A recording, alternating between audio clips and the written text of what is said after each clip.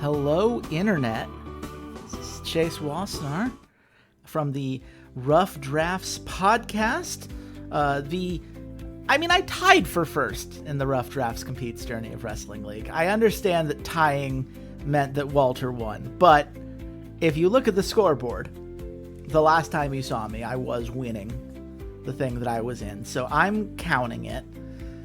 And I have quite the game I am looking forward to showing people today. As you can see by the lovely screen in front of us, this game is called Esport Godfather. It is made by a Chinese developer, an indie developer, and it is the perfect game for me because it is an esports management card game. And I genuinely cannot think of anything that is more Chase than an esports management card game. I'd like to give a quick shout out to Bob's a Cool Word, a good friend of mine who turned me on to this game, let me know that it existed because I did not know that it existed, and I needed to know that it existed for the sake of being able to play a game that was literally designed for me, with me in mind specifically, despite not being on the same continent as the developer. And I do appreciate it. Absolutely. It's a really fun game. I'm going to try to find a balance between overloading those of you watching with a ton of information, because there is significant depth to this game. There's a lot of strategy and things that I'm going to be pointing to that would be helpful for you to know. In any card game, right? Knowing what the cards do is helpful for a viewing experience. And because this is an indie game, I imagine a lot of people who are watching this, whether you're watching it live right now, hey, hello, people who have joined the chat, or whether you're watching the VOD, because I am recording this, because I thought it would be cool to have a record of this playoff run that I'm in. However you're enjoying it, I'm going to do my best to let you know what I'm doing and let you know why I am doing it. But I'm going to try not to just throw a ton of rules and mechanics at you, because I have done that before with this cool game called Balatro for the Steam Cleaners podcast that Walter and I do together, and it was a terrible idea. Horrible. I undersold the best roguelike we've had, at least in the card game sphere of things, because I just got so excited down the rabbit hole. So we're not going to do that. We're going to enjoy this game, bring you in piece by piece, and we'll see how far we get. I will admit I'm not feeling great at the moment. I unfortunately seem to have caught a bit of a cold from my roommate, but I am powering through because this game's awesome, and I haven't streamed in a while, and I thought it would be fun. So, with that said, let's just jump into it. And we're going to continue here. You can see I have 3 files of this game. I'm actually going to have to delete this one, this middle one to the moon, which is a shame. I liked it. I like my team here, but because the save file was made during the demo, there are a couple things that I have learned are just not possible. And since I know the game a lot better now, there are some rules and things that I can tweak. So we're just gonna bite the bullet now. Sorry to the moon. You were good practice. I learned a lot from that save file. This one over here, Better Than Rogue. You might be wondering, if you know me, Chase, why do you have a team called Better Than Rogue? And I would say because it's not my team. It's Xander's team, the other person who I tied with in our Rough Drafts Competes Journey of Wrestling League. And he thought it would be really funny. And to be fair, it is. But also, to be fair and balanced, most teams are better than Rogue nowadays, so it's not really much of a claim as he would like. But That's okay. We're going to go with the UGF Pandas because I do enjoy good old Drewski, aka Not the Expert. I find his YouTube videos on all the sports games to be very fun, and to me, I think it makes sense that UGF would have an esports team. I don't think the logo would quite look like this, but it's close enough, and it felt fun, so that's what I went with. That's what we're going into, and as you can see, we are in the Premier League playoffs. That is, I believe, their equivalent of the LPL. This is the Pro League. I am going to be putting everything on the line today as I try to claim my first Premier League championship. Now, I will say, the first couple leagues, just on the difficulty level that I'm at, relatively easy. My players just kind of being ahead of the curve, knowing how to train them, what skill sets to give them, definitely gave me enough of an edge. I didn't have to try too hard. That is not going to be the case today because we are in the Premier League playoffs. All of these teams are very good. And okay, it didn't actually save some of the things that I did to prep for this, so I am going to have to show you some management stuff, especially because there's going to be a rule change now that's different than what I had prepared for today. And that's fun and cool. This game has very specific places in which it autosaves, and I clearly have not figured out the right one yet. So one of the things that this game has are rules. You can look at them over here. These two rules on the side, they're going to stick around. The idea that for each gold gained, physically damaging heroes deal extra crits more often. Magic heroes get extra attack power, and hybrid heroes get a little bit of both. That's going to have a huge say in what we're drafting, especially because each hero also has just a base 15% crit rate increase from what they typically would have, and attacks in the field, which are kind of playing cards, can critical strike. And that all seems real good. So this right here allows me to ban rules that I don't want to see. I don't want the price of equipment reducing farming efficiency reduced. I kind of like the pace of the game as it stands right now. I am cool with anything that is monster driven. This all seems fine to me. But just because I allowed these things through doesn't mean that that's the rule that will happen. Okay. So everyone loses 20% max HP. That's absurd. Damage taken in the field is reduced by 30%. That's not great for a couple champs I play, but I can adjust to that. That's fine. Each hero restores 10 HP per round. Whatever. That's... What this tells me is that we're going to need to crit even more because of that max HP reduction. And tanks are not necessarily going to be as good of an answer as they typically would be.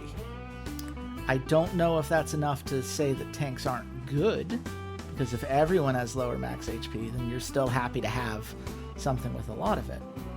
But that is interesting. You can see here we have our side of the bracket. 3 of these 5 analysts are correct in predicting the UGF Pandas to win this series. We even get a shout out to our jungler, Mask, who was the league MVP during the regular season. You'll get to meet all our players in good time. Yang God here, a little bit worrisome for me. They took a game off of me during the regular season. Luckily, it's best of 3s, so it wasn't a huge problem, but they are genuinely quite good. I also don't like that the weakest team in my group is Kaiju Gaming, because they also were a little bit spooky the last time I played them. Meanwhile, the other side of the bracket, Panda King is the team I'll be looking out for. Poisoned Apple's fine. I think Poisoned Apple is probably better than the computer thinks they are, but I'm not, like, worried about Poison Apple necessarily. Locomotive were spooky. I think they're another team that took a game off of me during the regular season, so, you know, we'll have to see how these brackets play out. I've got some training things to do. I'm going to increase the rate at which I can make my players learn new hero masteries. And you're going to note, I'm just going to kind of skip through this bit here because explaining a lot of numbers at you before you even had a chance to see the game, I don't think would be helpful, particularly. So let's just get into the game. It is the UGF Pandas versus Kaiju Gaming in the quarterfinals of the Premier League. It's going to be a best-of-3 series. It's best-of-3 until the finals. The announcers are weighing in. You can see a lot of UGF Panda fans. All we do is win. Why wouldn't you want to be on our side? 2 of those casters are going to feel very silly when this is done. Now you can see here we've got a star-studded roster. I made a challenge to myself, a promise, if you will, that when I found these 5 assorted players at a cyber cafe when our league first started, I would take them all the way to the promised land. And they have put in the work, and they have become an incredible set of players who I'm very happy to have on my team. You can see we've got a star-studded roster top to bottom and a hero pool that is insanely impressive, which I'm very excited to be able to put to use right now because some of these guys that we're seeing here are going to be less valuable than others. The lack of bounties now in the game compared to what was previously there means Mo's not actually that good anymore. But that's okay. Because now I can introduce you to the team. This is Yanshi. She is our top laner. Every time she gets a kill or an assist, she becomes better at farming. Farming is going to get you gold, just like it would in League of Legends. I should just take a step back. I'm kind of assuming that if you're following me or you're following this channel, that you are vaguely aware of MOBAs, League of Legends, maybe Dota. You know what I mean when I am talking about MOBA things. I cannot spend too much time getting lost in explaining some of the basic MOBA concepts, but suffice to say, farming, getting more gold. Gold is good. Gold buys items. Items make number go bigger, and number going bigger is good for team. So we want to get Yanshi involved early and often. You can also see our opposing top laner here. He's able to draw a bunch of cards and get a bunch of strategy points between each dragon fight, which is going to be annoying. It basically means that they're very good at setting up for that dragon, which can give bonus objectives to everyone who participates in that fight. So we're going to have to watch out, and I think probably ban a certain top laner who could be a problem for us if he was involved in too many of those dragon fights. Now, Mask, the one and only, the league MVP. Every time my deployment phase starts, that is the time in which I get to play cards. I get to add one from her pile and reduce its cost. And I get to do that 4 times. And that is very strong. It turns out allowing your jungler to be guaranteed to do things in the first gank is quite nice. Yeah, this person's good at farming early. I can't tell you how little that bothers me. No offense, TSJJ, you seem nice, just not really a skill set I'm worried about. U21 has one of my favorite abilities in the game. Whenever I destroy towers, I get charges. Charges allow me to hit that button and draw cards and gain strategy points equal to the number of charges on there. So if I start taking down towers, which should be easier to do now because towers aren't as strong as they used to be, I'm going to be able to draw a lot of cards and do a lot of things. And doing things is good. Now, meanwhile, this person, every time cards enter the discard pile, they're going to scale up a little bit, which means they're going to be a threat as we go further and further into the game. There's not much I can really do about that, except maybe try not to allow some late game scaling to happen. But I gotta tell you, with that max HP reduction, I'm hoping the game doesn't really go late. We're gonna try to end that game before that's a problem. We go to Kato, our bot laner. She excels at the first dragon fight. Right before dragon starts, we're going to gain 5 strategy points and draw 2 cards, which is awesome because this game's economy system, you need to manage your resources very effectively.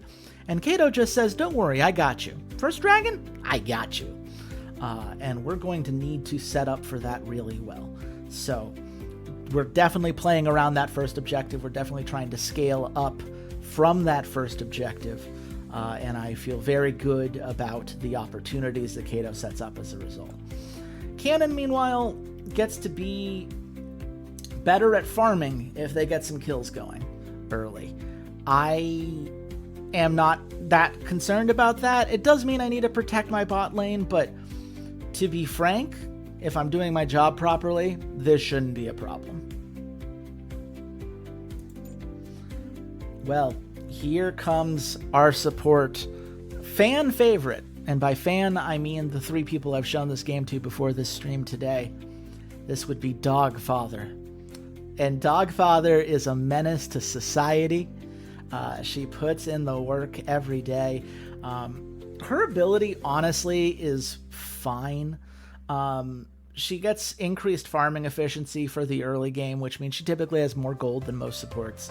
And after we win a dragon fight, we get to make our next skirmish card last longer, which is good. There's kind of a turn limit on some of these fights before your opponents can get away. And Dogfather just says, the fuck you are, and we love her for that. Now, they gain charges when they win objective fights. Another thing to keep in mind for me, I really do need to make sure they're not winning those objective fights. And when they get a couple charges, they could spawn Adrenaline, which is a very good card. 6 strategy points, just the ability to do a bunch more stuff, always a good thing to do. Now, every player also has some cards that are assigned to them, and they're going to have some more cards assigned to the specific hero that I'm going to draft for them. So we'll kind of get to see that as it's in action. What you need to know right now is that that's the team. And between every game, I get to do some training. I get to boost them up and get them prepared for what's coming their way. Now, I could change out my champion pool if I saw something here that I felt was missing and I needed to address. I could do that. I'll be honest with you, I'm very happy with my champ pool right now. I'm not worried about it. I can't expand my champ pool, unfortunately, because even for people that aren't in the maximum, I can only expand it at a certain rate. And this is what I was talking about when I said that the demo file may have screwed me. I'm not sure if I'll ever actually be able to expand this again, and that would be a shame. Not because these 8 champions aren't enough, but because everyone else has 9, and I sure would like to make that all symmetrical. But hey, what are you going to do? I could increase my mastery of some champions. If I found some picks that I thought needed to be upgraded, I could do so, which would be important because you know how they always meme in pro play that like, oh man, I think that pro player does more damage than I do, right? I think they hit harder than I do. They have more health than I do. In this game, that's correct. The better you are at a pick, the better your stats are on that pick, the more abilities you get for that pick.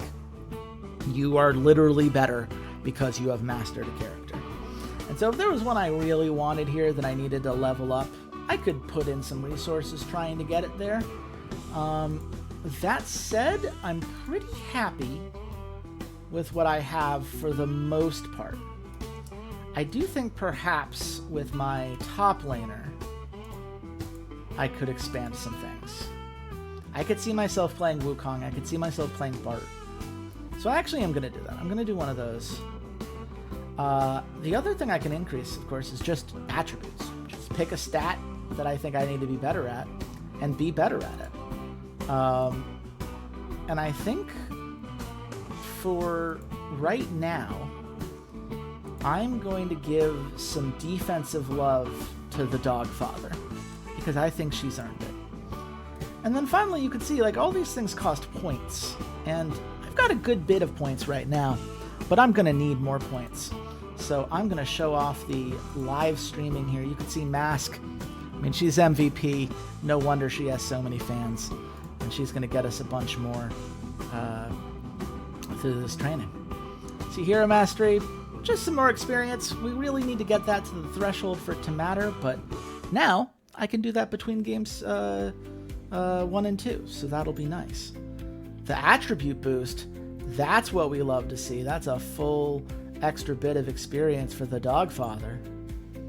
And then live streaming, look at that, 628 points from one live streaming. You'll love to see it. It is very funny because the game allows you to do these kind of training bits in between games in a best of 3 playoff series or best of 5 playoff series. And I just love the visual of a player going backstage and live streaming in between games. Like in universe, right? She's just backstage before game 1 going, "Hey y'all, it's me, Mask, ready to tear up some fools from Kaiju Gaming, bye." And I think that's a delight. Okay, well, you know, it's the coin toss. Heads or tails. Now, Xander here, he's team heads. He goes heads every time, and it is a cool dragon, but I believe that tails never fails. And as a result, I am immediately proven wrong. So Kaiju Gaming will choose what side we're on, and they've given us blue side anyway. Which, I don't know that I would do that. I guess if you were to look at our league stats, technically, I've never lost on red side. And the couple losses I did get during the regular season were on blue side.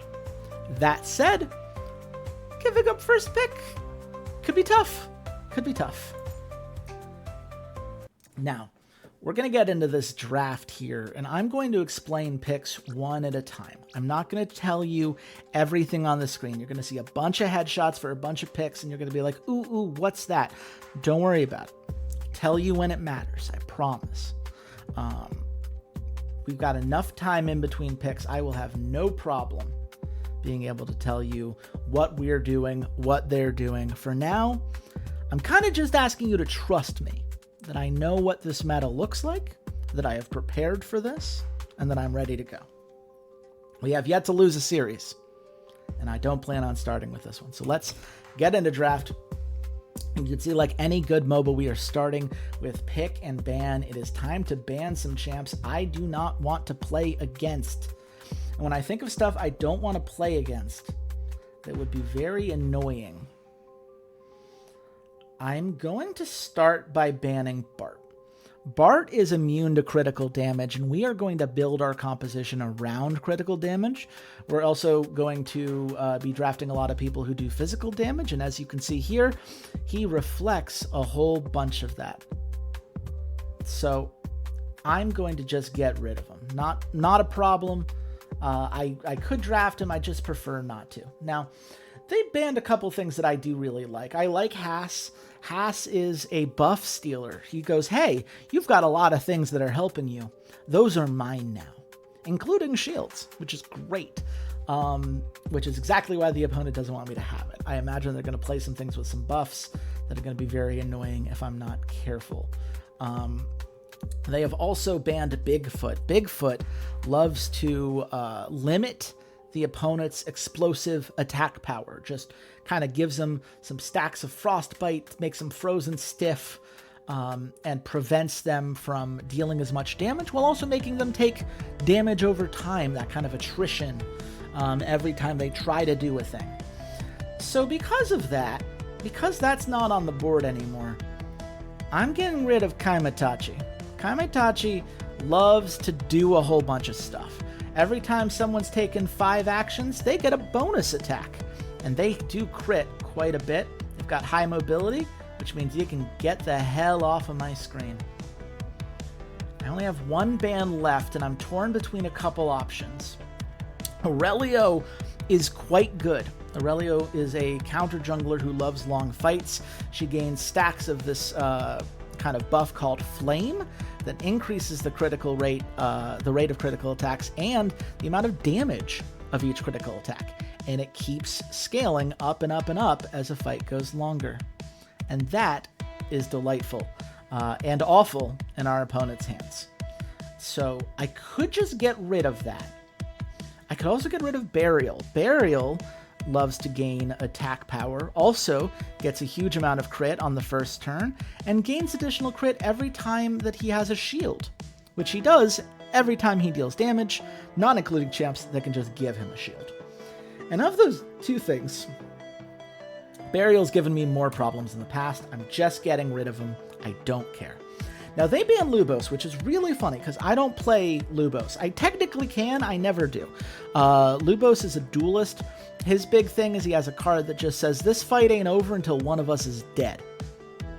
And we do love that. That can be fun. But as the game goes on, that becomes a lot less meaningful. You know what is meaningful? In a crit meta, a champion like Bajie. Bajie says that for every gold he has, every 100 gold, he gains crit rate and he gains crit damage. And when his critical rate exceeds 100%, something that's going to happen very early because of the other rule that's in place about giving additional crit rate based on the amount of gold you have, which, again, Bajie already wants, turns out very good. We're just going to first pick that. We can feel confident that that's going to work out well for us. Now, they went for Zhangji K, aka Pirate Lady. Pirate Lady loves to do just is kind of your typical assassin, right? She deals damage, and if something dies, she gets an immediate attack against the next lowest health character. So she tries to scale and get a bunch of attacks back to back from that. Shogun Lei, of course, loves longer fights. He does a lot of thunder damage, and he has this fragile effect, which increases the amount of damage that something takes. That damage amplification can be a pain in the ass. But at the same time, I think we have ways of keeping him down. And I think we're going to start that process by going for a tank. I'm going to draft Fatty White here for the mid lane. Fatty White is a big snowman. Love the name Fatty White. How could you not? He basically gives armor to everybody, which is a nice bit of damage reduction that's helpful. And when anyone gains the effect, it dispels debuffs. So you have the ability to just say, hey, you spent all this time before the fight setting up all this fragile. No, you didn't. We're taking that back. Thank you very much. I also... I'm going back and forth because I really like Peter. Peter is arguably the best character in this game, in a vacuum. Very durable, high defensive stats. Also gains a bunch of taunt, which means that enemies have to attack it before it can attack other things, which is awesome, because it means that all our damage dealers get to keep doing damage. But because we have Fatty White, I'm going to go a little bit greedy. I'm going to go for Acidia here, because she uses this kind of sleepiness mechanic. In basically, whenever you play cards from other characters, she gains stacks that she could use for a bunch of different things, including giving Bajie a bunch of gold. So Acidia, come on over. Do your thing. And then I'm going to go for Charon. Charon, as you can imagine, given the Keeper of Life Cycle title and everything you know from mythology, he just prevents a death. When a unit would die, he gives a buff to all of their units for one turn. It is a good delay tactic, right? If you're counting on one big turn to wipe everyone off the board, Charon says no thank you, and you have to react to that. So I think that's a good pick for them. I don't know if it'll help them much in lane. They don't really have a lot of kill pressure here, which means that Bajie is going to get time to scale. And I do love when Bajie has time to scale. Now, what I don't love is...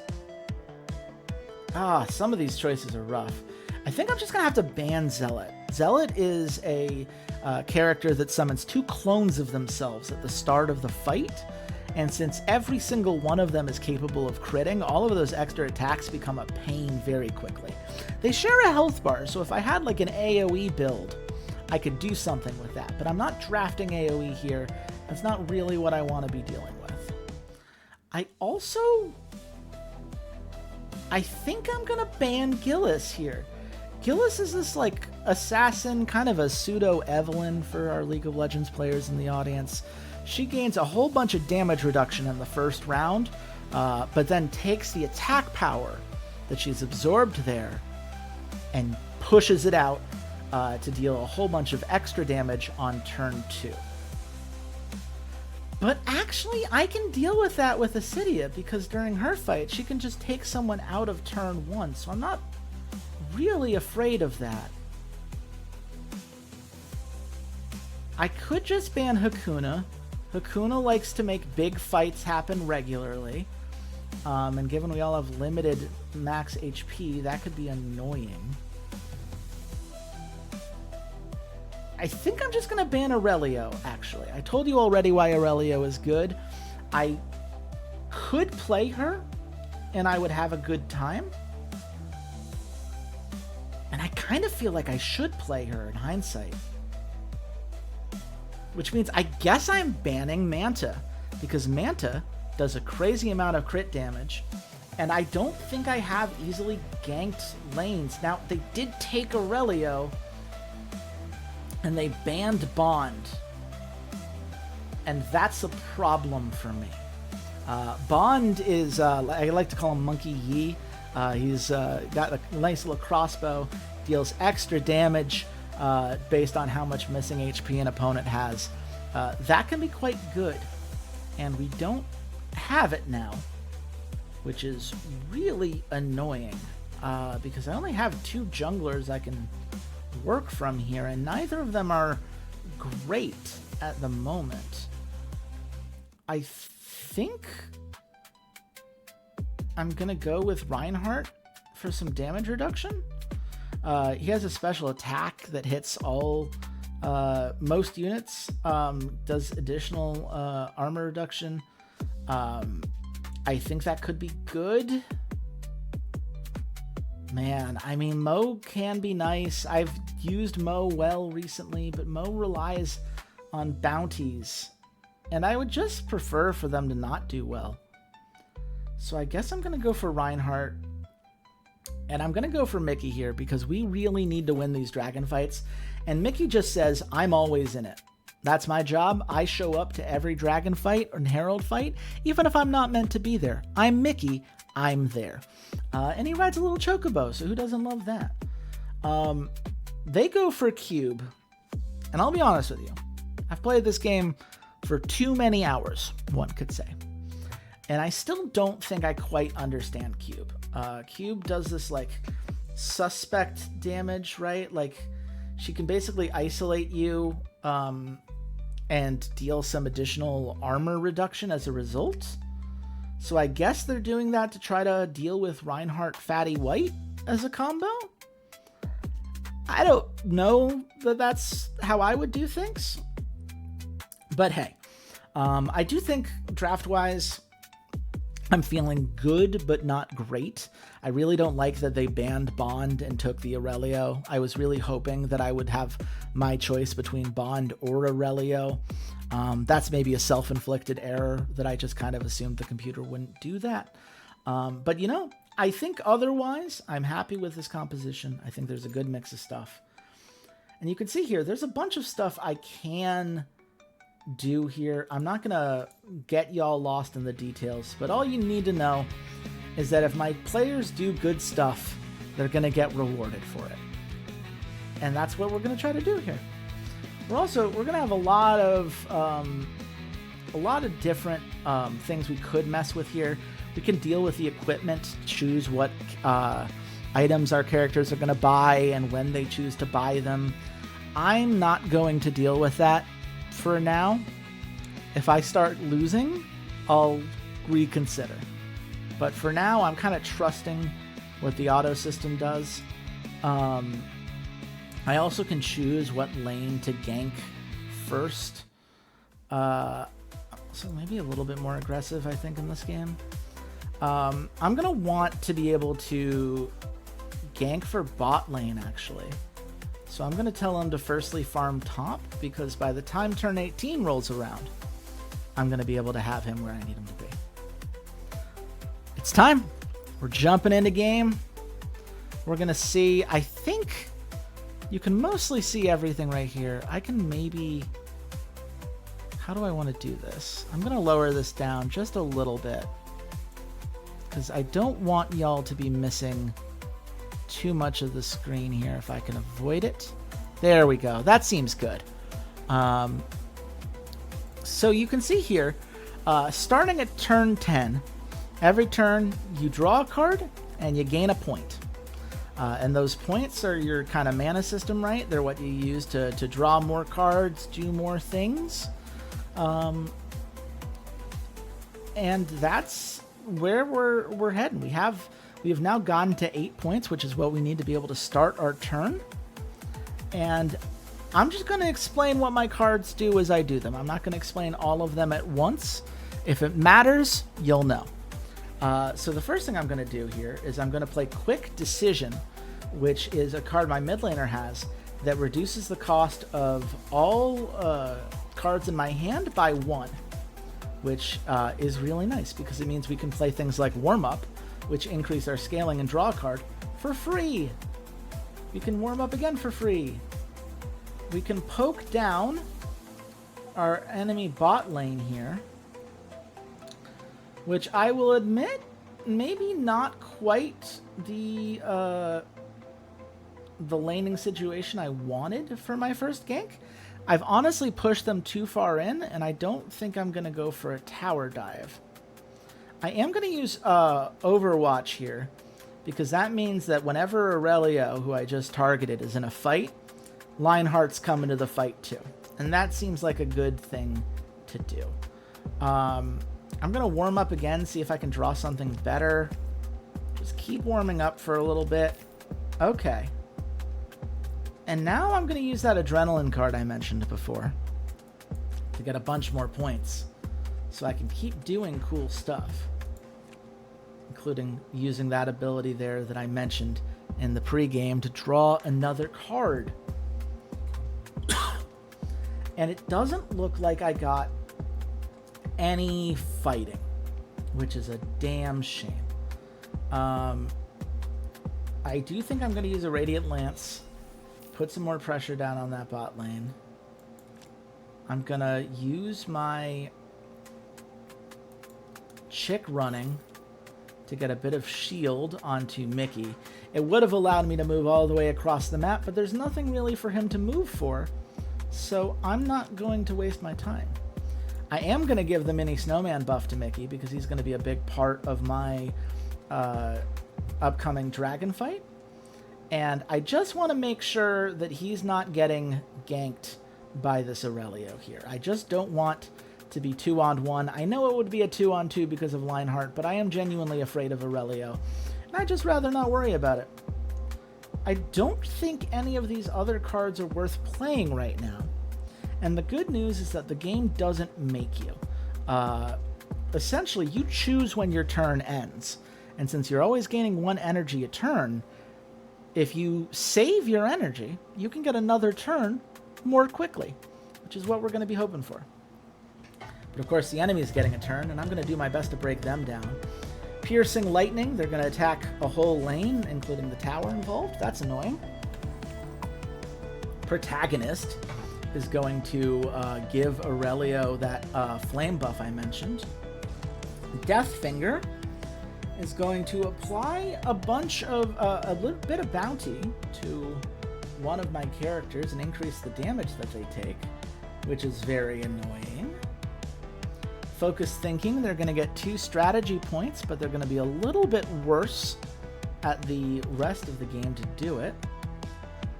They're invading my jungle, which means that they've taken over this Hex. And there isn't really counter jungling in this game, so if you have it, that means I can't go and kill monsters there. They warm up a little bit.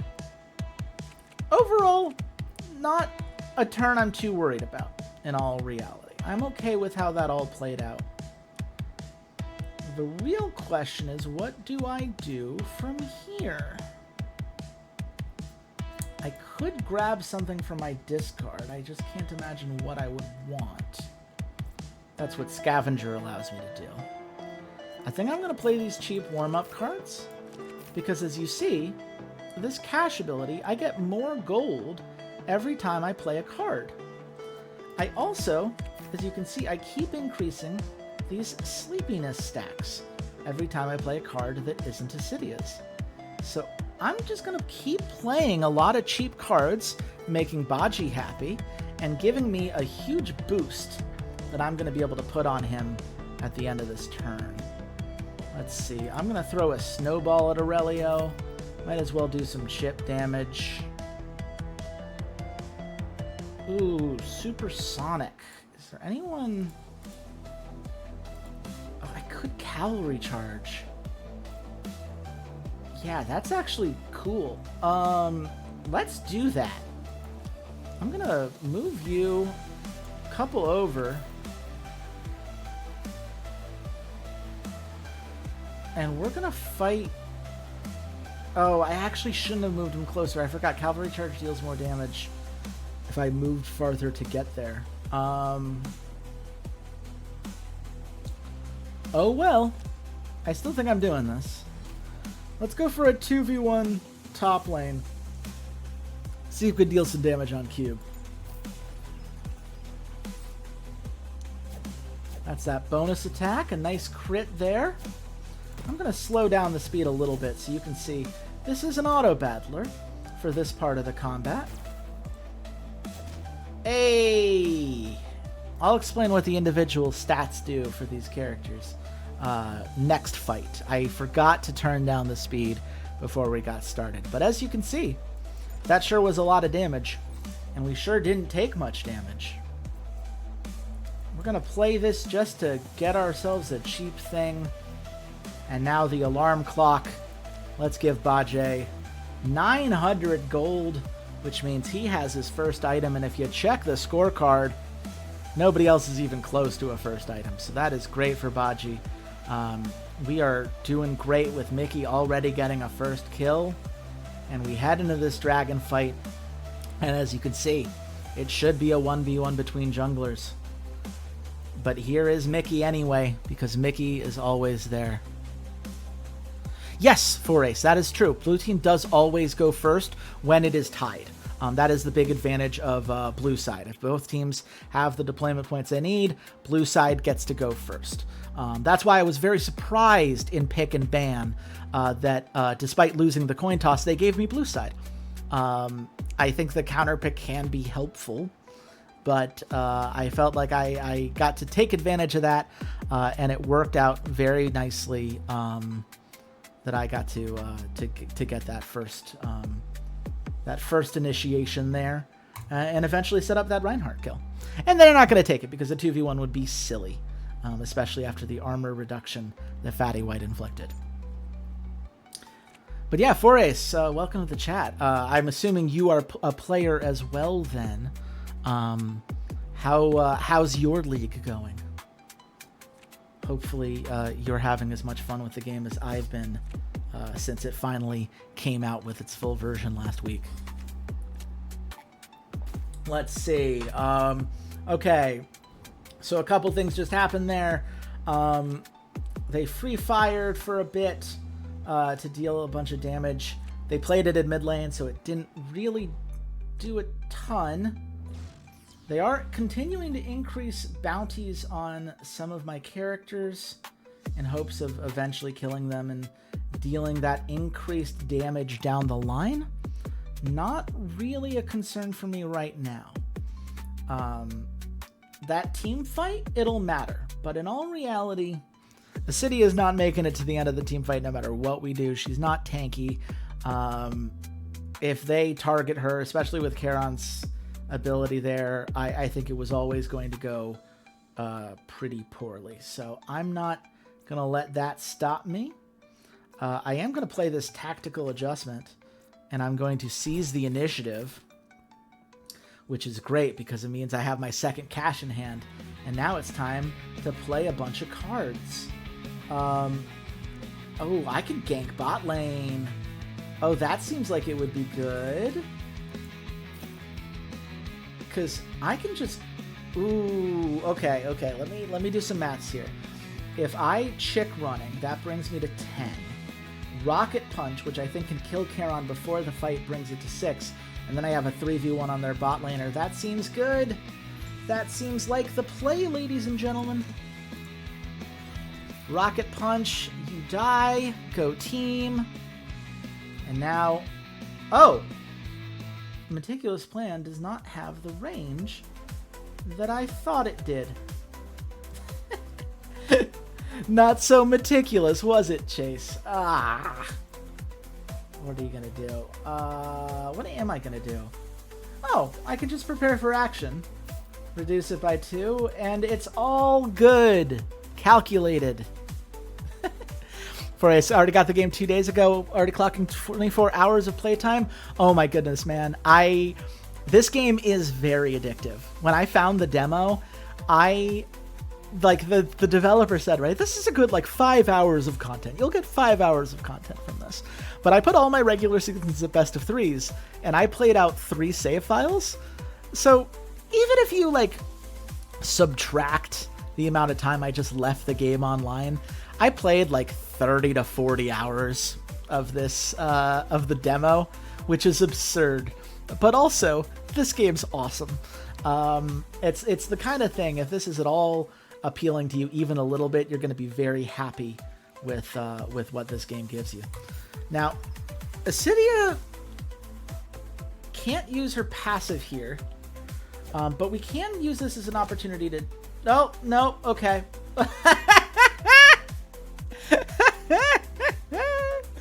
Oh, man. Well, that fight ended before I could teach you things. But Mickey's stats are indeed showing, so I could at least teach that real quick. Forace addicted to League of Legends and League Mobile. Oh, man. Oh, the amount of time I have spent on League of Legends. That used to be what the Rough Drafts podcast was all about. Now I get to enjoy it as a fan rather than as a journalist and analyst, which is a lot more fun for me. There are no toxic players. There are toxic comments, though, as we'll see at the end of game scoring system. Some of those internet comments that they generate can be brutal, but just be good, and you don't have to deal with it. It's fine. So we'll go from there. Oh wait, you can create custom players? Ooh, I don't know that I realized you could create custom players. Well, now I think I might have to, I know what I might be doing for my third save file. That is good to know. Use your own images too. Ooh. Okay. Now, obviously, I'm far committed into this league. I'm in the Premier League playoffs. This team ain't going nowhere, but that is good to know for my next save file. Just some real quick stuff for people who want to know what the hell is happening with all this auto battler stuff. You've got 6 stats to keep in mind. Your attack power is exactly what you'd think it is. Your armor is damage reduction, so you'll kind of reduce based on their attack power. Gold is just tracking how many resources you've got. It's mostly helpful for when you hit this tab button and you get to see, do you have the item that you're trying to buy? If yes, congrats. If no, think about how much gold you need to get there. Presence is the one that took me a little bit to figure out. Presence is the likelihood that you are going to be attacked in the auto battler section. As you can see here, Mickey and Acidia were equally likely to be attacked. Baji, my carry, less likely to be attacked. That number can fluctuate based on the picks that you play, but it's always something to keep in mind, that you're not just able to target the perfect character. If there's a front line, they're going to try to block the damage. You have to work around that.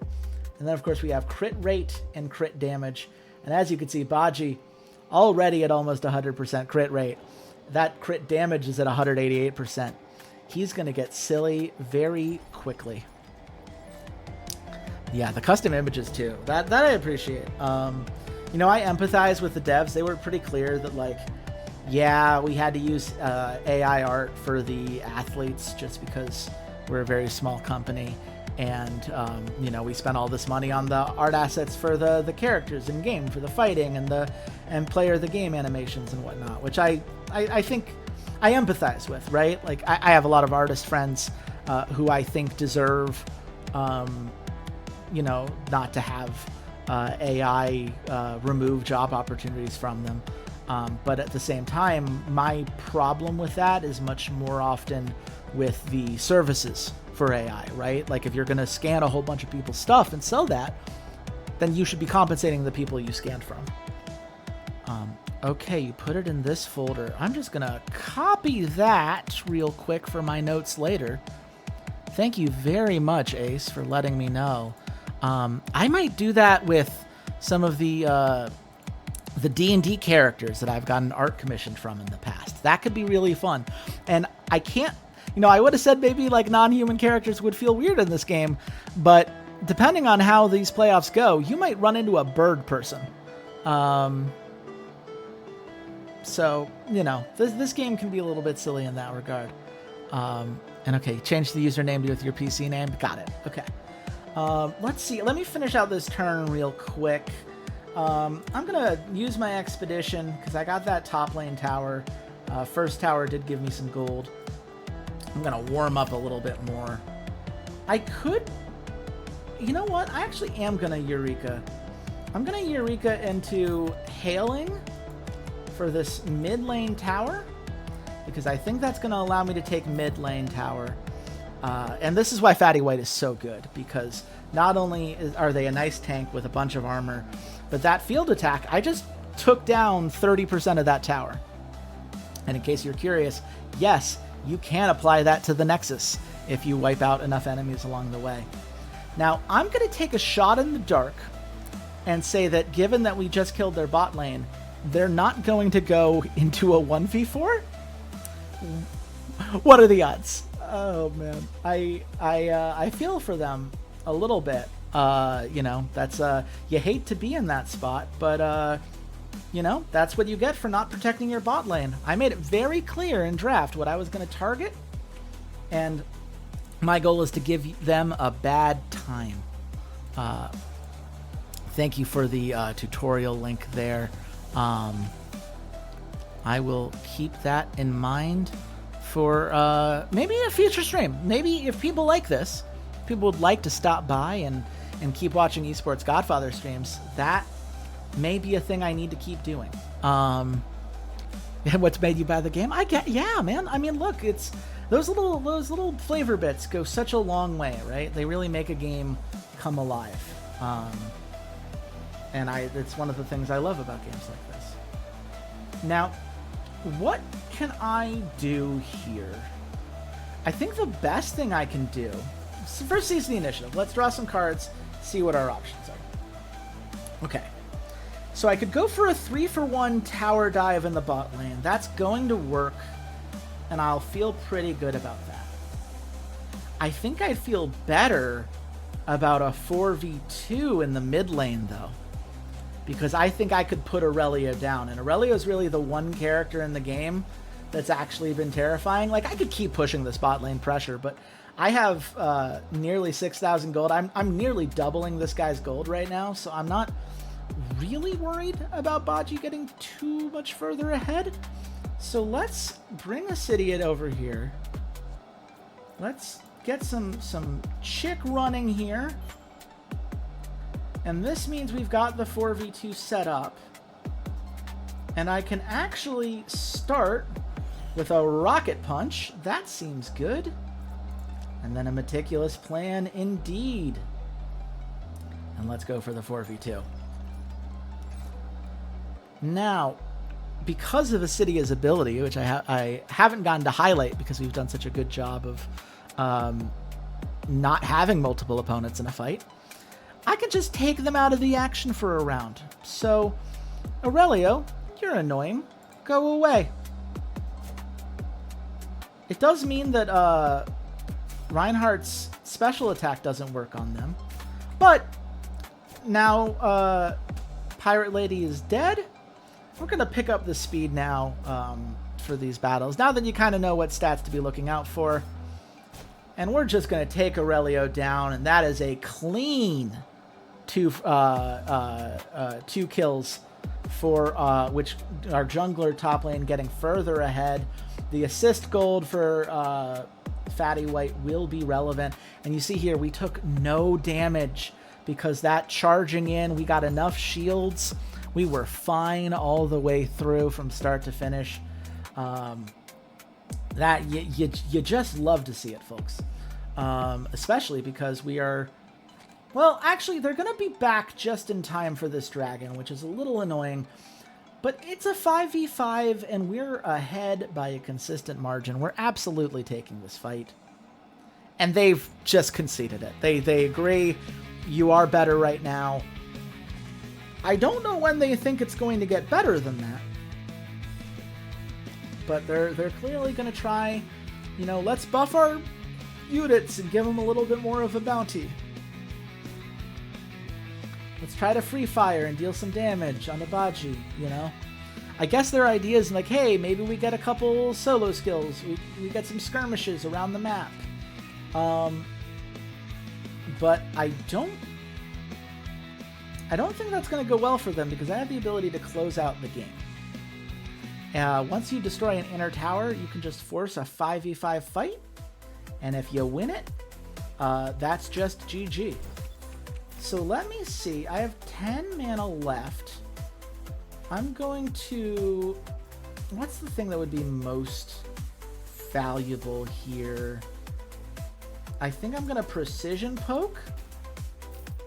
Bring that down a little bit. And I will chick running just to get an extra bit of shield. And let's see if we could just end this game. It's the 5v5 here. You'll see Baji and Acidia, they've taken a little bit of damage, but nothing crazy. And then I think I might... Ooh, this is actually tough. Who do I remove from the fight? For one round, there's a part of me that wants to say Charon and just say, look at all the kills I could get in round one. But I also don't feel like giving them that ability for longer than I need to. I think I'm just going to remove their damage dealer. Their bot laner is like the one thing that could be a problem for me. And I just prefer for it not to be a problem for me. So, bot laner's not getting hit. Let's see how our team does here. The fight's coming through. Yep, we procced Charon on turn 1. We did waste an attack there, which is a bit of a shame. But that's okay. Now the kills can start coming through. We've already got 2 of them down. You can see their bot laner did do a lot of damage, but only got to get 1 attack off. And you can see these crits.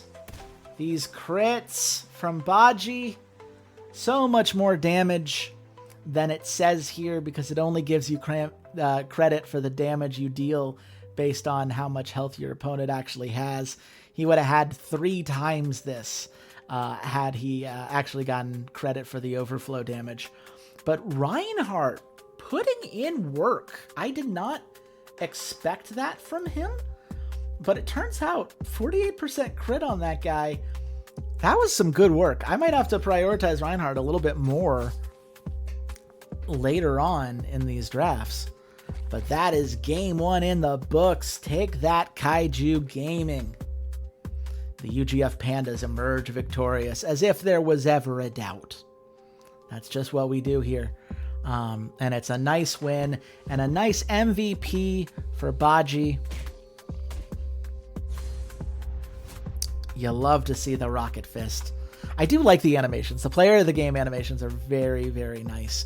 And I'm excited that they've already said there are going to be some more characters coming through in the future. You know, a couple months from now, they're going to do a much better world championship than whatever they currently have in the books. I haven't gotten there yet, so I don't know what's there. But they have something cool coming down the pipeline. They've got at least a few champions coming down. I really hope they add multiplayer because I don't know about you, 4Ace, but God, I would love multiplayer for this game. I would love to do a league with my friends and all of us can challenge each other out, make it the next Rough Drafts Compete series. I think that would be dope. I hope it happens. But in the meantime, okay, a lot of these procced at once. That's fine. I'll take all the achievements for things I did on the save file before achievements were added to the game. Why not? Like a point buy for system for building players? Yeah, absolutely. Yeah, you'd have to condense some things, I think, on the management point, but also, like, I think the game's systems do a pretty good job of that already. I think it'd be really fun. Teamfight Manager did it, and Teamfight Manager is a game that's held together by string and dreams. So I feel like it could happen, but I know this developer is making the most out of the resources they've got right now. So I don't want to be greedy. I love the game as it stands. God, that would be so fun. But yeah, 503 Kato living up to the hype. And you see, we do get player ratings at the end. This is a 10.0, as she deserves. Yep, high attack accuracy, vital role in resource allocation. Yeah, sure did get a lot of gold. And you get comments from the internet as well, which I love, right? Didn't give opponents a chance. Should consider targeting Kato. He hasn't died once. That's true. I don't think anyone on our team died once in that game. That was just clean from start to finish. Fatty White's going to get a lot of love here as well. U21 deserves just getting that inner mid tower, which allowed us to end the game out. Really efficient. Fatty White is just one of those characters that I feel like has been among the best characters in the game from start to finish. There's never been a time in which Fatty White hasn't been good, no matter what the meta is, because you just have so much utility in pushing lanes, and the armor reduction's good in any meta. I like the extra armor, I should say. Always helpful. Reinhardt getting an 8.3 is criminal. Mask had a fantastic game. We saw that in the last team fight. I know Reinhardt wasn't putting up crazy damage numbers, but that wasn't what Reinhardt's job was. I think Mickey certainly benefited from getting those kills, and the game definitely rewards kills more than assists or that kind of utility. But, like, to be fair and balanced, if anyone who's been to Reddit knows that that's what all the fans do anyway. Who had the best KDA? That was the best player in the game, right? And Acidia. Man, I love Acidia. Acidia has been a late find for me, but the ability to say, not you, to start a fight, incredible. You can see here, we got a lot of stats here. That was a clean 10-0-30 performance from the team. We do love an infinite KDA. Yeah, MOBA's always about kills, sad support player. Dude, sad support player and sad top players, man. This game has been harsh towards tank tops in my experience. I think I have more MVPs on support than I do on top lane in this game, only because I have played Peter. And Peter starts so many fights and gets so much damage from that one taunt card that he has. Y'all will see Peter before the end of this stream. Peter is arguably the best character in the game. And that really helps. Acidia will never get there. Acidia is a pure support, but that's fine. She doesn't need to. Damage absorbed. They dealt 210 damage to Mickey all game. His shields, man. Those shields add up. See, gold's worked out pretty nicely. And then here's the team gold. We didn't quite break the graph this time around, but as you can see, this game was never in doubt. This was a clean win for the UGF Pandas in game one. And you can see between each game, look at all these medals. They get bonuses for things. And they get a whole bunch of different... Oh my god. So many medals. Yeah, I mean, look, these players did a fantastic job. You got experience for the champion that you played. Nobody's leveling up here. We got some training points. We got a bunch more followers because we just keep winning. People like rooting for winners. We do have this coach's notes section. I'll be honest. I'll be curious if you've used this for Ace. I found this difficult to use. Not because I don't think this information would be valuable, but just because as far as I can tell, and maybe this has been fixed since the game officially came live, but I believe your coach notes remain consistent across all save files. And there are some save files in which characters just aren't as good as they are in other save files, right? Baji is really good right now because I have a league rule that increases crit rates quite a bit. If that wasn't true, I wouldn't be playing Baji. You used in some heroes, you don't know who counters who. Yeah, that is, I think that's a huge part of just playing the game more. You learn those discoveries, right? Like Acidia is really good against Gillis, right? Because Acidia just says, not you for a turn. And Gillis is like, but I want to be attacked round 1. It's like, no, you don't get to. So like those counters are clear. I think some of them are less obvious. But like any AoE champion against Zealot, right? Some other stream that the notes show, they do, yes. Yeah, if you do take the time, if you do fill this out, it will show during pick and ban. I just feel like I have a very good understanding of the meta in this league because I've played enough of it very recently. It's all kind of fresh in my head. And I don't like doing too much beyond this because, again, it's just going to be so different depending on the meta that you're in. Like, even just looking at this now, I dropped Tiger Boy. Oh, wow, okay. I guess fine. Like, Baji is insane right now. Bart's up. D goes down. Like, I could play around with this, right? And it wouldn't be not valuable. Omaha's a lot better than I realized, by the way. I have learned how to use Omaha recently, and oh boy, I'm down to show off Omaha later. But yeah, I think it's very helpful if you have one save file. If you have one save file and that's the only thing you're thinking about, or especially if you're at like a higher difficulty level, like if you're playing on hell difficulty, I imagine having those coach notes would be super helpful. Yeah, the tier list is not useful. The list of counters could be. That would, maybe in a future playthrough, I'll spend some more time on it. But for now, I have a chance to switch out some cards that I have. I'm not going to. I like the cards that I have. I've built this deck with a very specific objective in mind, and I'm sticking to it. But now we get into the pre-match adjustments. Counters is useful for new players to see on the internet what counters what and have an easy time. Oh, absolutely. Yeah, if you're thinking about picking up this game, right, and you're like, oh man, that Baji pick sure looked good into what Chase was going up against. By all means, like, take that information, put it in your notes. It's reliable, and a lot of the counters at least are consistent, I have found. It definitely can have value.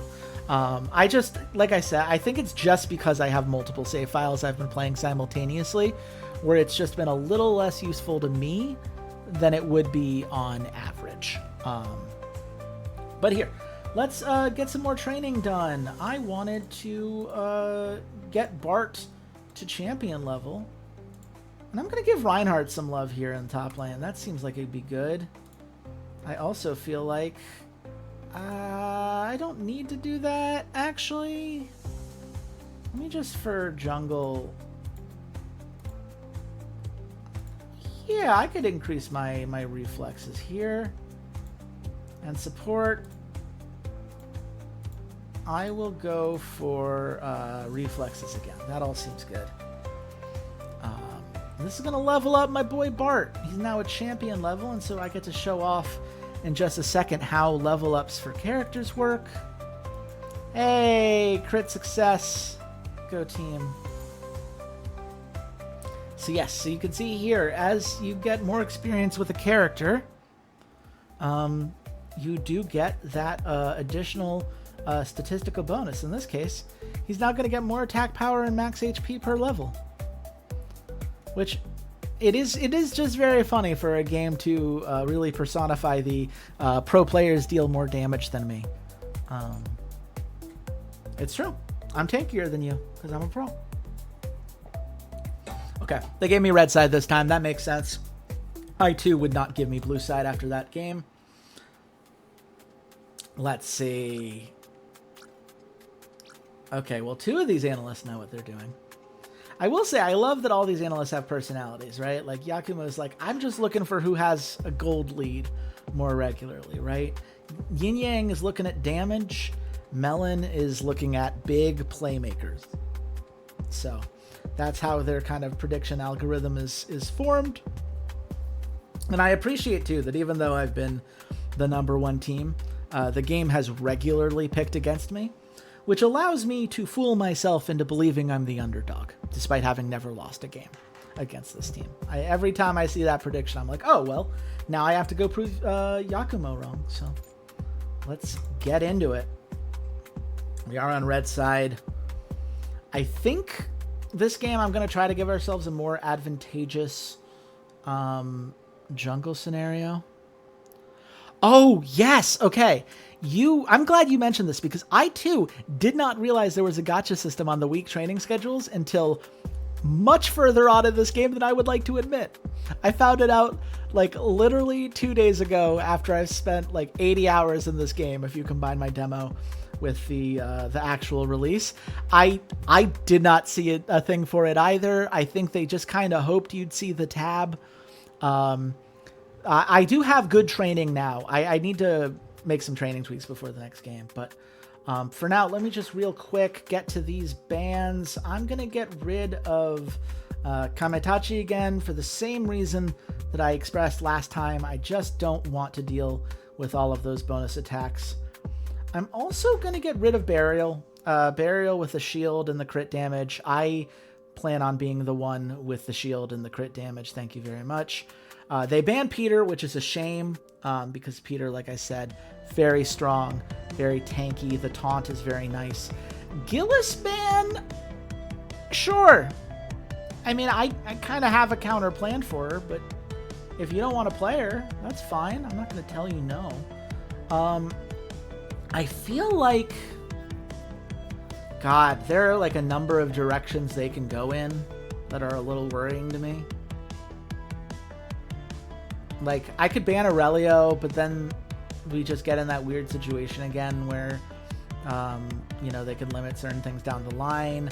I can ban Jiangji Qi, but I don't think she's particularly scary right now. I could ban Gang because AoE is obnoxious. Like, that'd be fine, I guess. I could also just ban Fatty White. If I don't plan to play it, and I don't think I will this game, I'd rather them not have it. It does mean leaving Baji up, which is dangerous, but I'm kind of just hoping they won't first pick it. But that may be silly. I'm not going to risk it. Bye, Baji. Sorry, buddy. Sorry, buddy. I'm sorry. Oh, man. Well, that's fine. Because it means we're going to pick Manta. Manta, as I mentioned before, really high base crit rate. Gets an increased crit because of the league rules. When there's only one surviving unit, it gets an even more increase on crit rate. And when it does get a critical hit, it's like, I don't care about any of your other effects. I'm critting on you. You're going to have a bad time. Manta I found to be really, really strong as a result. I banned 2 of your fave heroes. Which 2 are your faves? Here, while you're doing that, I'm gonna go for... I mean, I could just go Fatty White again. I kind of feel like... Yeah, Fatty White's just good. I always feel weird because it's like once your characters are like legend status, there's no benefit to continuing to pick them, but it's Fatty White. I don't know what to tell you. They go for Hakuna and Lubos. Lubos is going to be annoying, but I think they just said, well, we're getting a kill today. I'm like, sure, yeah, you will. That is how you make sure that happens. Now, I could go... I've really liked Anidi. Anidi's been very strong for me. But I think I care more about locking in Mickey. Mickey was really good with locking in that those dragon fights. And as we talked about before the game, they love dragon fights. This team really thrives when they win dragon fights. So I'm just going to try to make that not happen, and Mickey's the best way to do that. I'm going to ban Gang. Gang's annoying. I just don't like AoE that scales off of crit rate in this meta. They take Alemi and Palulu off the board. I mean, I wasn't going to go for either of them. Forace, I got to ask you, have you made Alemi work? Because I go online and I'll see in forums people are like, oh yeah, Alemi's so good. And then I play against Alemi and I'm like, it's annoying, but it's not great. It's never really impressed me. I'm gonna get Niels off the board. Again, I just don't want to deal with the AoE. And I think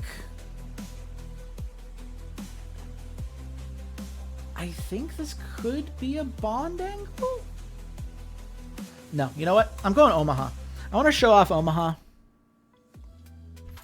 I think Omaha is really fun. Omaha summons a giant eagle to fight with him, which is great because Hakuna is going to be forcing those fights. So if we get a giant eagle with a bunch of attack damage that can delay things at the very least, that's going to help us out. They go for Shu Gong Lei again. Fine. They also went for Crank, which Crank, I will say the nerf, I think, has made Crank a lot weaker. It deals sort of Crank's attack damage at the end of each round. It used to be every round. Now it's every 2 rounds. And every 2 rounds, it's fine. Like, I think Crank's probably still good. I just don't think Crank's as good. Man.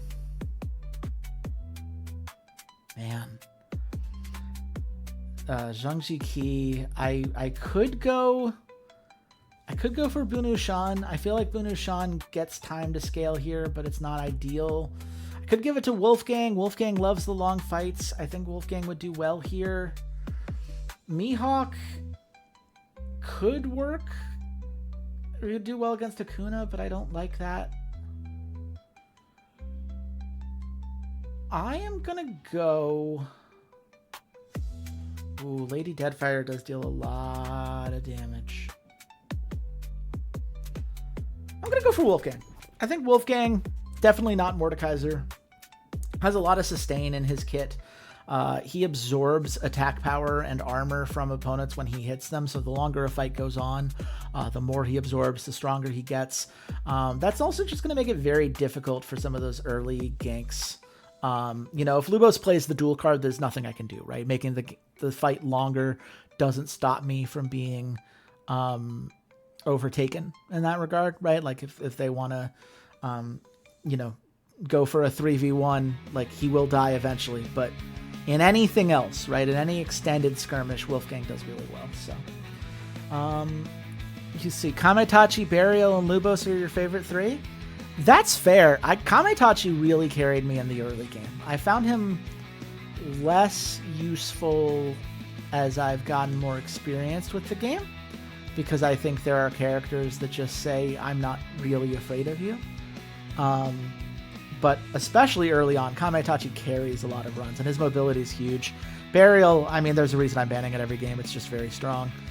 Burial, Palulu, terrifying bot lane. Lubos, I'm glad you love Lubos. I feel like it just doesn't do enough for me as the game goes on. Like, it's very strong early. It's a great early game, no doubt in my mind. But I just don't... Lubos, I feel like Manta's just as strong in the early game. Yeah, really tanky. Lubos, yeah, it does force a kill. There are going to be points in this game where I'm going to be very mad that Lubos exists.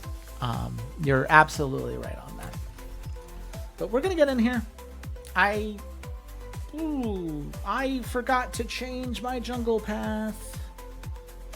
That's fine. I'm trying to gank the Pirate Lady anyway. It doesn't really matter.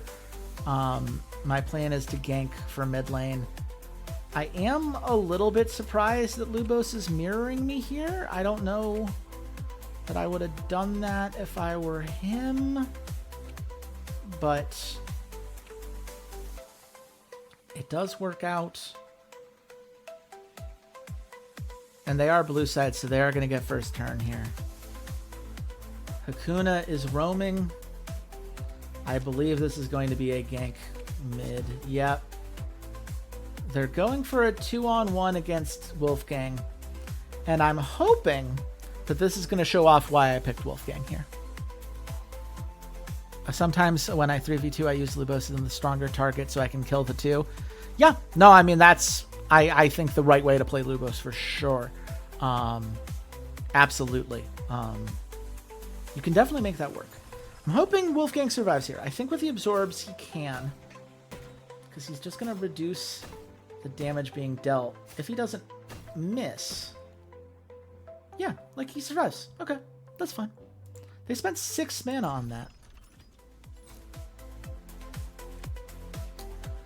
Okay, now this is fun because I get to quick decision. Warm up, warm up, warm up, warm up. Warm up again. Oh, excuse me. I keep forgetting. I'm not... I do have a cold of some sort. I'm just... It's very easy to get lost in this game. Tactical adjustment. Okay. What's the best thing I can do here?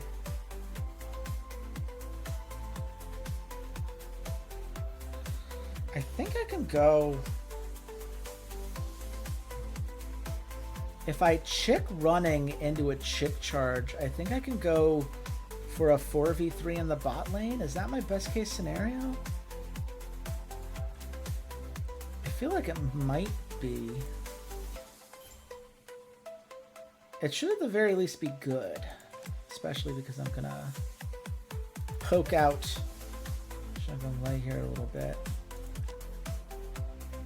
Let's get the Sentinel on Manta.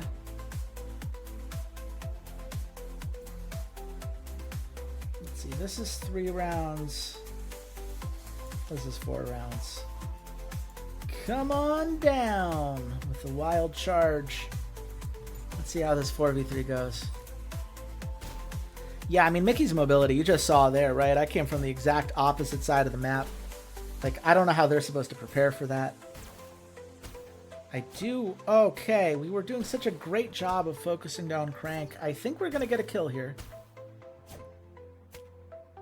Yeah, we are. There we go, Manta. There we go. Yes! Double kill! Let's go! Let's go! Okay.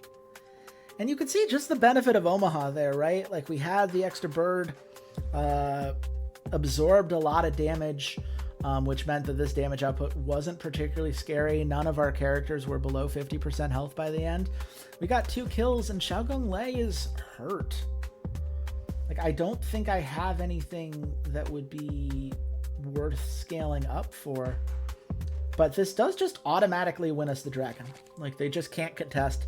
Lubos isn't alive to contest it.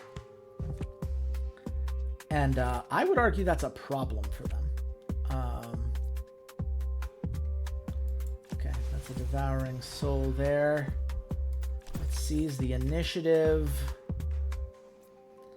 I could go 3 rounds against Pirate Lady here. I think that could be good. Can I make it better? I can certainly make it more likely to work. Let's adrenaline it up. Haunting Coil. Yeah, that's a good start. Let's do that here. I don't think Trident Radiance is really helpful right now. Let's just go into it.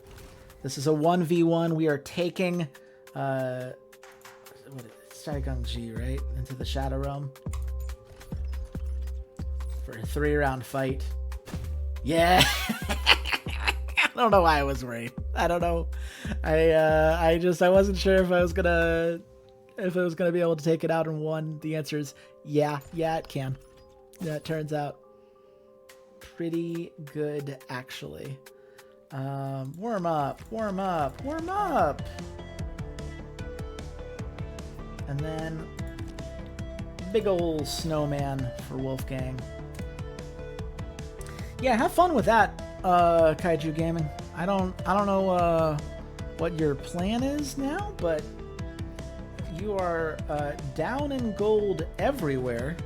Look at that gold graph. We've got a 2,000 gold lead at round 26. Manta already has 2 kills and has finished his first item, which is just going to increase the crit damage quite a bit. I mean, what they need to do is duel, right? They should be playing the duel card right now and trying to kill Wolfgang. They don't have it. Wow. Okay. I mean, Forrest, you said it well, right? Like, Lubos is, like, the thing that makes Lubos good is that duel card. And if you're just not drawing the duel card,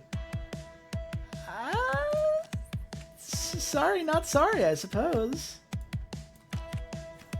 Let's see. Get some damage down here. Let's throw a snowball here. Because I could gank. I could go for, let me remind myself. Zhongji Qi. I'm going to remember it eventually. I just kind of default to Pirate Lady. Zhongji Qi. I could go for her here. But for Undercurrent, let's go Lubos. I think keeping Lubos down is key to my success in this game. That's going to be a crit. That's going to be another crit. That was a 123% chance to crit, by the way. Manta's so silly. Manta, especially in a crit meta, you just get a 1v1 and just pop off, and there's nothing they can do. I unironically do not know what the opponent was supposed to do there. I am going to use this just to Devouring Soul again. I'm going to just make the Shadow Realm even scarier for their team. And something tells me they're not going to go for a 2v4 here. So we get another dragon. Look, we identified very early on exactly what this enemy team wanted to do. Mickey was such a good answer to specifically their team's abilities. This has felt clinical. This has been clean. This is exactly what we want to see in the quarterfinals. We are the #1 seed in the league. We should not be dropping a game to the 8th seed, and I don't think we're going to, as long as this holds. The real question is it possible for me to go a full game without dropping a kill to Lubos? It is looking more and more likely. I'm going to put the Sentinel on Wolfgang, because fun fact about Wolfgang can take the bird to the Shadow Realm. This is about to be a bad time. Okay, she got the crit. It's not going to matter. Yep, there you go. Bye. Bye. Like, yeah, she wasted her crit on the bird. Great. Well, you know what else is great? Now I can wave Assault. Let's go for an undercurt. And I have a feeling we know how this 1v1 goes. Because of the 129% crit rate, almost got it in one attack. We took a little bit more damage, but I don't know that it mattered very much. Oh, and now we still have 3 mana. I'm going to just deal some damage here with these turrets. And sure, we can scale a little bit. Why not? Yeah, Manta's just been unstoppable. For Ace, I think you can see now, right, why I like Lubos. I appreciate Lubos. But into Manta, there's just not much Lubos can do. Like, he's not been alive long enough to use his dual ability. But Mickey, I mean, obviously is a huge part of that too, right? Okay, this is a 5v5. And there's an argument that says we don't need to fight this, right? We don't need to fight this. Because, you know, Omaha's at half health. That's scary. But at the same time, I'm not a coward. And I don't feel like giving this team a free dragon.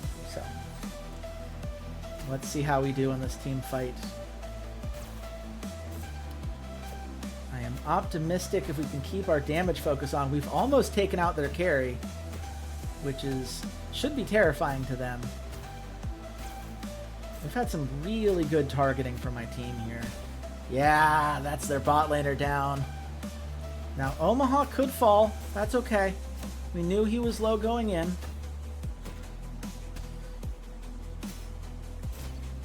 Ooh, Manta down is more than I was hoping for, but we win this fight. Like, this is... I think this 3v3 goes very well for us. That's Akuna down. There we go. Not a clean game. Not a perfect game, unfortunately, this time around, but that's okay. That's we can absolutely live with that. Crank? You know, I talked shit about Crank before here. I just, you know, hey, he got nerfed. Why do you... You know, I'm not sure I understood why the nerf was necessary. And then I look at that damage, I'm like, oh, okay. Yeah, nope, I could see that. I could see that being a lot of damage for a support. I could see that being quite annoying. But we fully wiped them. You know, it's going to hurt Manta's MVP chances because this game is very harsh on characters who die, but it may not even matter. They do get to go first here.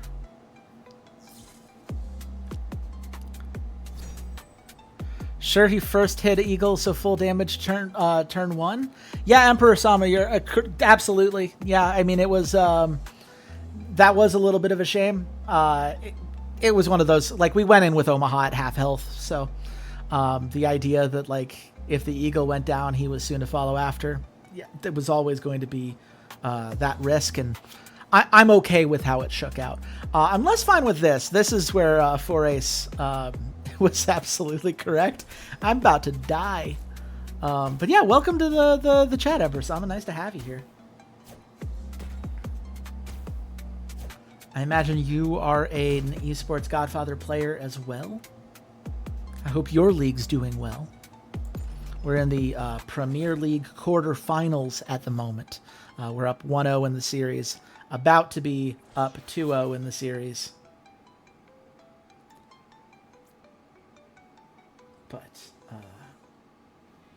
yeah, we're not going to be able to close out the game. They have kept the game going because I'm not going into a 4v5.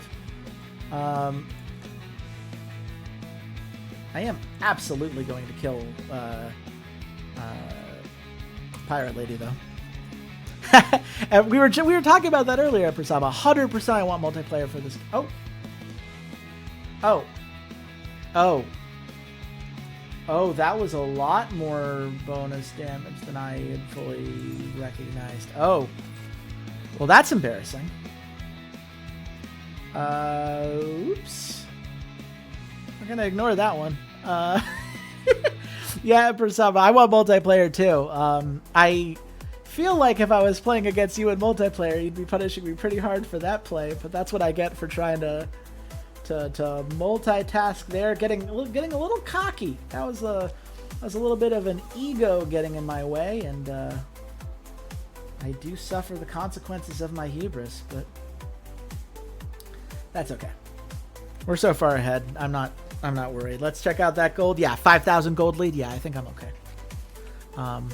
But yeah, multiplayer is definitely like the biggest thing on my wish list. I'm very happy with the game as it stands, but you know, we've done a Rough Drafts Competes challenge before. Me, my podcast co-host, and a couple close friends of the pod. And this would be the perfect game for a league like that. I'd love nothing more. Let's seize the initiative. Okay. Now, Pirate Lady is strong now. We did just give her a kill that I wish I hadn't. But that's okay. Because we're going to go kill Lubos real quick. Because there's no way he's surviving this one-on-one.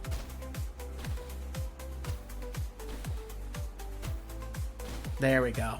Manta scared me with that miss for a moment. But yeah, that's how we draw it up in the books. Trident of Radiance to take down the tower. Which means we're going to get 5 points here. Let's just deal some nice damage if we can. Maybe give a nice armor boost to our bot laner. Let's close out this game. It is a 5v4 plus our bird. Which, the bird, look, if the bird exists to absorb 700 health points of damage, great, right? Bird did its job. You like Mickey, but he's a weak laner? Oh, absolutely, but you're not playing Mickey in lane. You're playing Mickey because you don't think the top lane's going to be a problem, and you think that you could use Mickey to win other lanes. Which is exactly why I picked him into Hakuna, right? Hakuna's not going to put, like Hakuna does have like some lane pushing cards, but Hakuna's not a huge bully. He's a tank. He's going to battle Mickey even with a harass rate, right? I will say, Emperor Sama, I usually would agree with you, but I'm going to point out something that you would have no way of knowing because I don't think you were here when the stream started, which is that we are in a meta in which not only is there a base 15% crit rate buff for every character in the game, but physical damage dealers gain a percentage crit rate for every 200 gold they have. And it turns out Mickey with a 61% crit rate can do a surprising amount of damage. It's worked out pretty well, all things considered. Certainly compared to what he would be otherwise. I wasn't using Mickey before. Now I'm able to use it again. The synergy with Niels, though, absolutely. The green bulky zombie. Oh, you're thinking of Frank. Frank is a monster. He's not very scary for me in this meta because of the new rule that came in. Everything max HP reduced by 20%. That's a lot for Frank. But oh boy, can he scale up if you're not careful. But yeah, GG. We did it. Go team.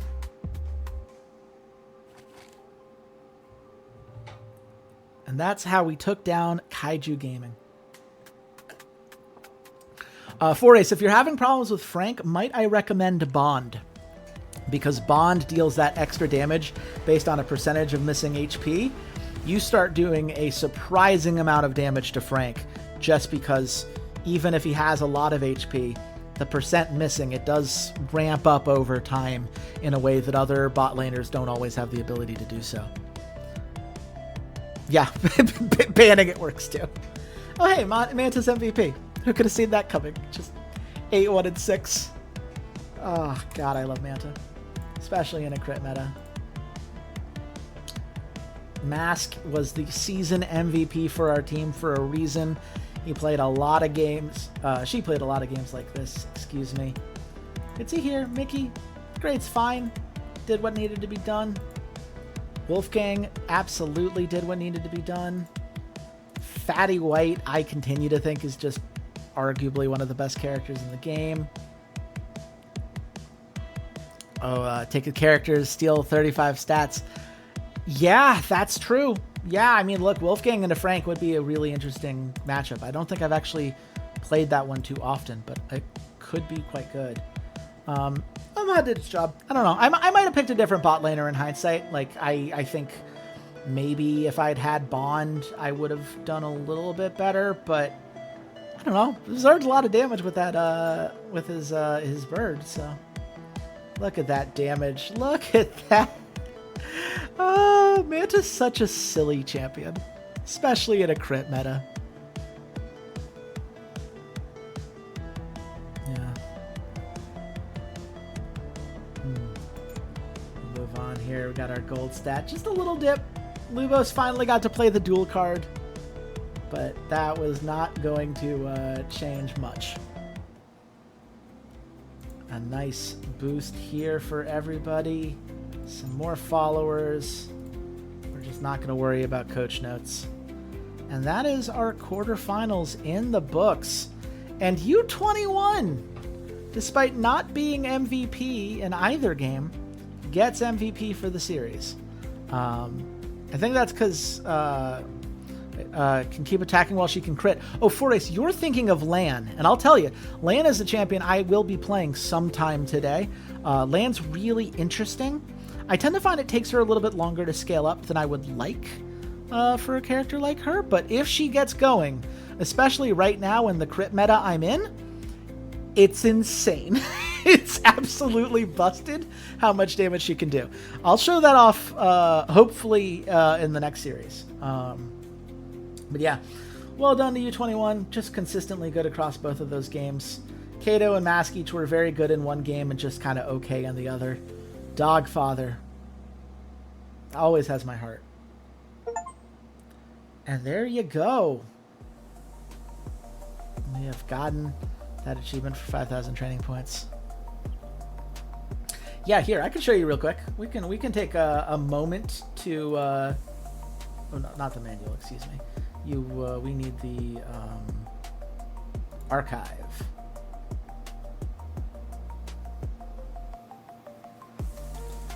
So here is, where's Lan? Here's Lan. So Lan reduces crit damage against her by 25%. And on the first attack she hits, she gets a 50% crit rate. If it crits, you immediately perform another attack and reduce the crit rate by half, repeating until there are no crits or everyone is dead. In a crit meta, absurd, right? Because it's 50% on top of the 15%, on top of the base there. It's really, really good. You just need to, like, the one thing I struggle with her is because of her cards, right? Step A, she picks a target. Step B is when she actually attacks the target. And if you let's say you play step A, right? And you wait the minimum number of turns, you still don't exactly know where they're going to be, right? Like, you can go from a fight that feels very advantageous to a fight that very much doesn't, if you're not able to predict exactly how lane harass will go in specific. The number of times I've picked someone because it's like, oh, I feel like they're an easy target in a solo lane. I can absolutely take them down, no problem whatsoever. And then my laner just pushes in and it's like, oh, this would be a tower dive now. I mean, I don't want to tower dive. Towers deal damage. That seems bad. If you have character enlightenment card, permit you to take one card in the deck instantly.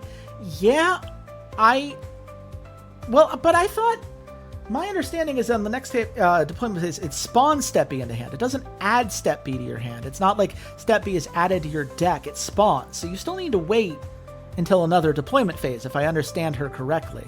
That's been my experience, at least. I could be wrong on that. Maybe there is a card that gets around that, but it's not grabbing a card of hers. It's from the deck, because it's not in the deck. It just has to spawn. But yes. Step C allows you to say when you play Step A, spawn Step B in your hand, and from that point, she's busted. Just absolutely. The second attack is so much easier to do in the first.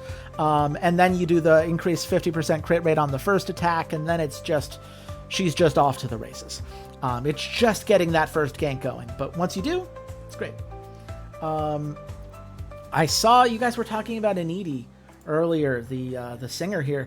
I will be honest, I love Anidi. I think Anidi's fantastic. Anidi's one of the best champions that I have used in this game, because when you get the upgrade for Finale, right, it only takes 4 cards to play, and I have a lot of warm-ups in my deck, so I actually get to those tokens very easily with the way my deck is built. You play it with something like Niels that has a lot of on-field attacks, and you're able to get return performance with which an upgrade reduces it to 2 mana. Super easy. I have had games in which Anidi has gotten, I think I've gotten a triple kill without entering a fight. Just straight up, just a triple kill from field attacks alone. But field attacks are nerfed in my game, so you're not going to see an ED today. Just know, in some metas, works really well. But yeah, Step A bot lane, go Neil or Lebo forward 2 on Step B, Fast and Furious. Yeah, that's fair. If you make sure you set up your stuff properly, that's just it. She just requires setup, but it's good. If you set it up, it could be very, very strong. And I do, especially in this meta, I do really like her. I heavy prioritized Mickey because this team, all of their players had things that says, if you win a dragon team fight, this amazing ability. If you win you know? And so I just like, no, we're just not doing it. You're just not going to have dragon fights. Against another team, I will probably go for land. Pumpkin Hero sounds and looks so weird. Yeah, I want it to be good. I understand the idea of getting an item for 80% off is fun. But yeah, I'm with Emperor Sama. It's just never been good in practice for me. That one item, like, you don't keep that boost for very long. And the rest of the kit just isn't great. A free-for-all can be good, right? Because it's a 3v3. And if you like 3v3s, if you have characters that are good at 3v3s, right? Maybe you get a Reinhardt and just lower all of their armor, deal a bunch of damage and a free attack early, a Hakuna, right? But you don't get to choose who's in the free-for-all. It's random. So I unfortunately have not found a lot of use cases for it. But hey, if you do, let me know how you did it. Do we have a vendetta against Kaiju Gaming? They were just in our way.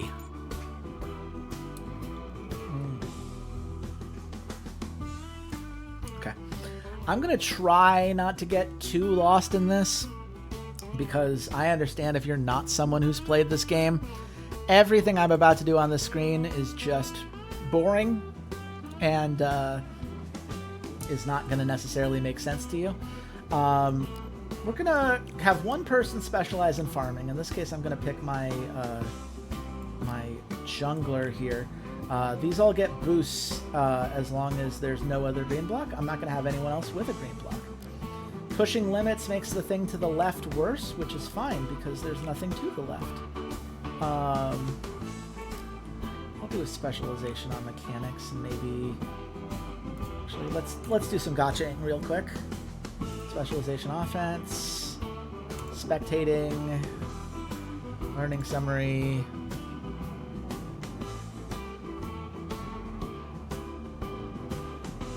Oh, are you talking QB?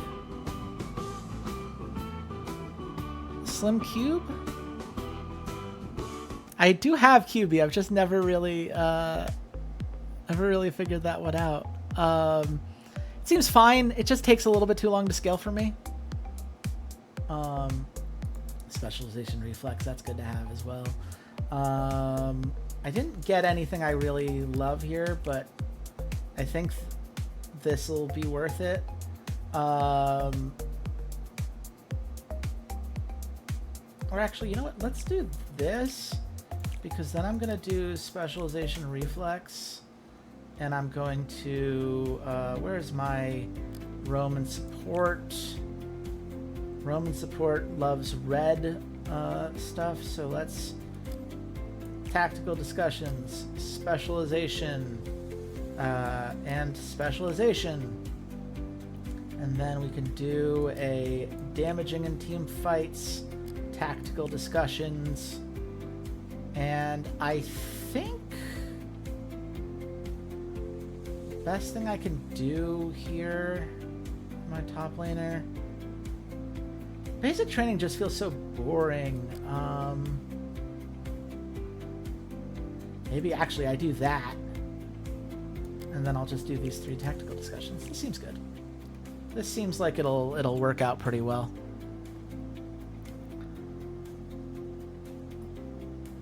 Random scale, a tank who needs do not need.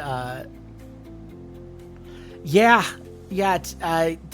doesn't really. It just needs too much time. It just needs too much time, I find. Given that scaling is random, right? You need to draw it at the right time and in the right situation and whatever. It can be good. Just hasn't been for me very much compared to other things that are great at scaling. Okay, let's get some stats going. I'll take it. Oh boy. Well, I've got good news and bad news for me. The good news is that both of the high seeds on the other side of the bracket lost. So that's nice. I don't have to play the 2 seed or the 3 seed. The bad news is that the 4 seed is the one team who took a game off of us. When you have routine training, you just switch characters up and down, right? You don't have to recreate all the time. I honestly find it easier to just remove and start over. You can move things up and down and it'll remove what's there, but I always think about it in terms of like, what is my player trying to do? And I find that a lot easier when I have all of the pieces in front of me instead of just working from like, okay, this, like drag this to this column and then what's left. I think it's totally just how your brain works. My brain just happens to work in a remove the board, clean slate, push things back up. But you do not need to do that, no. But we do need to beat Yang God. Gotta beat Yang God. Casters. Okay, 3 of them know what they're doing, so that's cool. Melon. We'll see. I do need to worry about their mid lane and their bot lane. I think their mid lane is what got me last time. And you see, they do play land, so that's something we'll have to make sure they don't grab. They also play Babe. What is the top 3 computer ban versus you? You know, they always like to ban Bart, especially in a crit meta, but also just not in a crit meta. The computer always seems to ban Bart. I used to get Hakuna banned all the time. I get Gillis banned against me very regularly. I think... yeah, I'd say those are like the most common. Gillis all the time gets banned. Haas gets banned all the time, which is a shame because I love Haas. Hate the random nuke. That's fair. Just play Acidia. Acidia says you're not allowed to have a turn 1. But yeah, if you don't play Acidia for your support, then yeah, no, just ban it. Yeah, it's just that nuke is very, very strong. Especially at higher levels of play, right? Because Gillis gets the presence buffs over time on for first turn specifically, and so it just becomes really, really obnoxious. Let's see what our opponent can do this game. Oh, their top laner just doesn't play the game for a bit. I have never understood why anyone would want this ability. 12% farming efficiency is not worth not having cards in your hand, but that's just me. Bart, Peter, Bigfoot. Oh god, Bigfoot gets banned all the time too.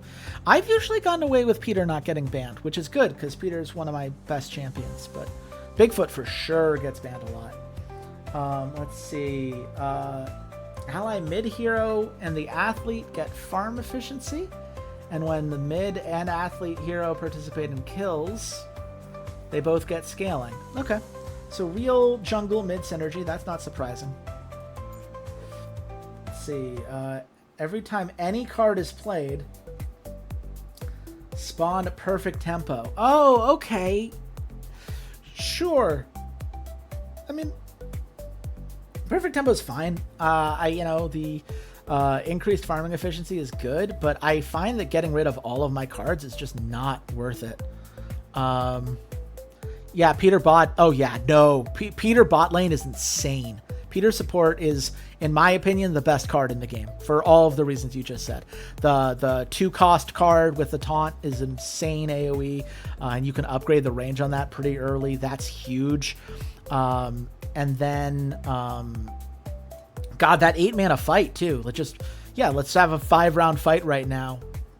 The utility on that's just great. Yeah, Peter's huge.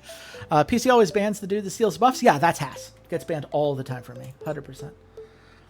Okay, they're just all farming efficiency, huh? They just want to scale. Okay. And then, oh, they have the same before Dragon. Gain 5 strategy, do 2 cards. So Wukong is the one that says no buffs, no debuffs. Haas is the one that says your buffs are my buffs now. I don't really run into Wukong very often, I will say, at this level of the league. I don't think a lot of computers play it. I certainly don't play it very often. I do like the idea of being able to drop a fight anywhere, but I find in team fights it just doesn't have the utility I'm looking for. Let's see, though. I am willing to try to get some more experience into it in case I need it. I always really like getting my hero masteries up where I can. I don't know that that's worth it, though. Good old QB. Ooh, I could get Fatty White close. Yeah, you know what? Let's do Fatty White. That's cool. And then all of these are champion already, but none of them are mastered.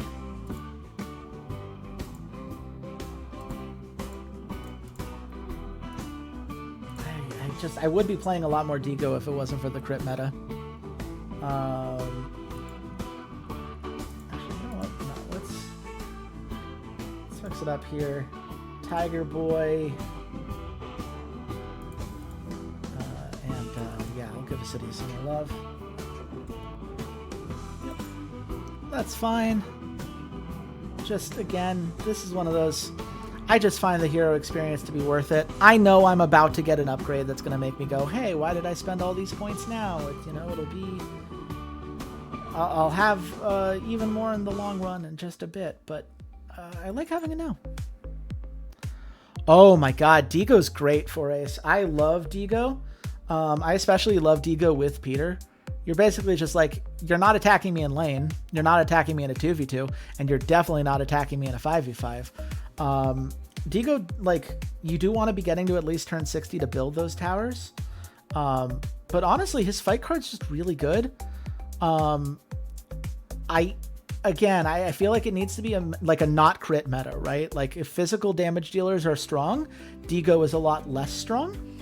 But if anything's even slightly magically oriented, I have had huge success with Digo. I'd say I have like a 90 to 95% win rate on Digo across all my save files. Here we go. Heads or tails? Tails never fails. Hey, LMAO. Yeah, well, Emperor Sama, that's why you play Peter. Because Peter's not going to die even if you do get ganked. Doesn't matter if the computer focuses him. You have the taunt, you have the increased armor. It just doesn't die. Like with a squishy support, yeah, Digo's a problem. You need to have a tank support with Digo. I would not pick Digo blind. But with Fatty White or Peter, they're not going to kill either of those champs. Digo's great. We're going to go blue side.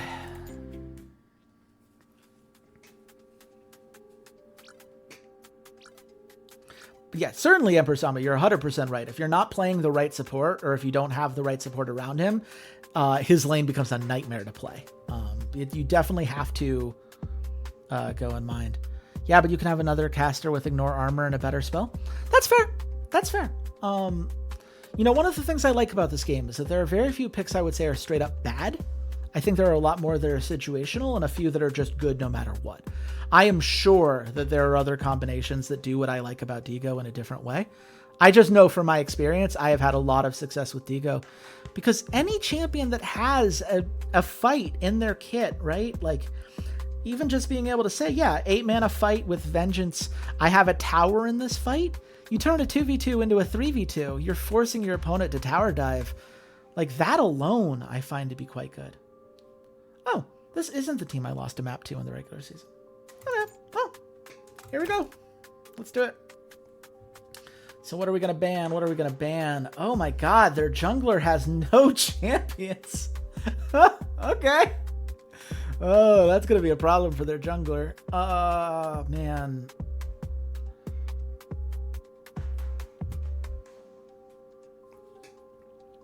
Yeah, I mean, again, I feel like I'm going to need to play like 4 save files Emperor Sama before I understand all of these. Like, I just figured out how Omaha worked, like, 5 weeks into the Premier League season. The entire time I was like, this champ doesn't seem good. It doesn't seem like it does a lot of damage. And then I'm like, oh, that bird is really annoying.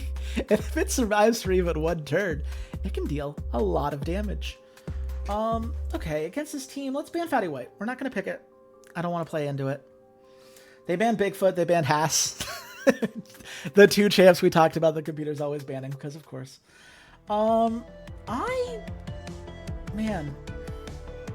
There's a part of me that just wants to get rid of Frank because he's annoying, but I actually don't think that's worth it. I'm going to get rid of Kamitachi and Aurelio. They both have crazy amounts of crit.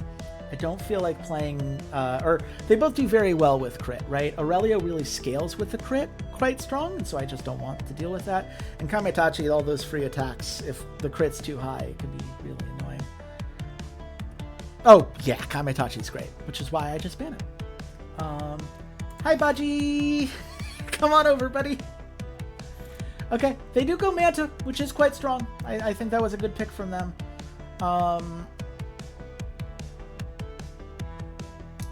think... Man. The scary part is, do I allow Peter to exist? Do I just pick Peter? I just love Acidia with Baji because the scaling is so good. And they don't play Acidia, so I can wait. Maybe they'll ban it. I don't know that I care if they ban it. You know what? Here's what I know we're going to do. We're going to pick LAN. This is a LAN game. Yeah, Kid definitely wins team fights later on, which is one of the things I'm a little worried about getting locked in. I don't play Kid very much, mostly because I don't think the cards are great. But yeah, the team fighting, the ability to sustain anytime anything dies, huge. Okay. I could just lock in. All hail the monkey man. Monkey Yi, come on over. They take Xiaogong Lei. I still don't really get it. I don't get why the computer's focusing on it so much.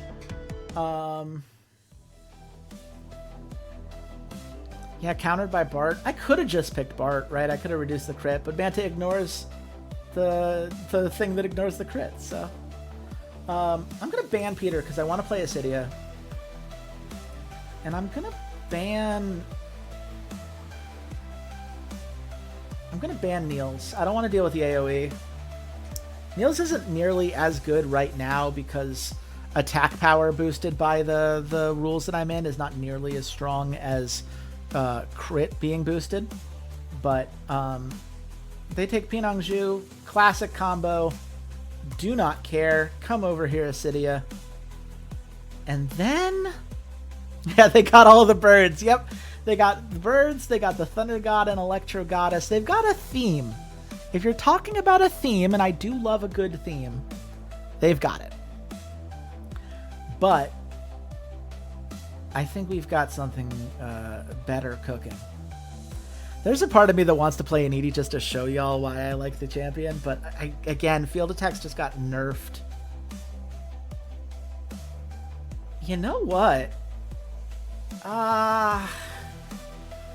Some sustain would be good, actually. I don't really have a tank right now. I don't have anything that could be considered like a frontliner.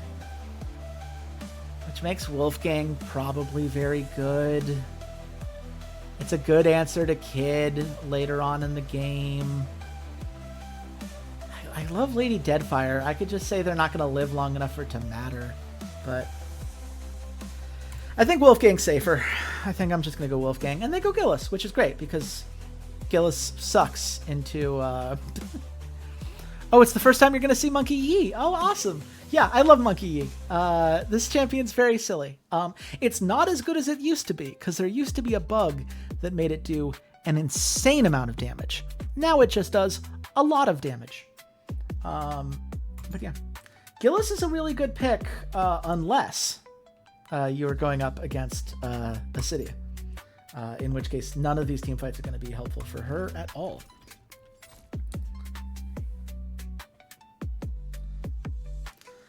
This time, I purposely did not change my jungle path. Yeah, with item up, first hit, crit, and damage, he is God tier. He certainly was God tier. I don't know if he's still God tier after the patch from a couple days ago. He was like, I was playing him every game up until 2 days ago. Now I think he's just very good.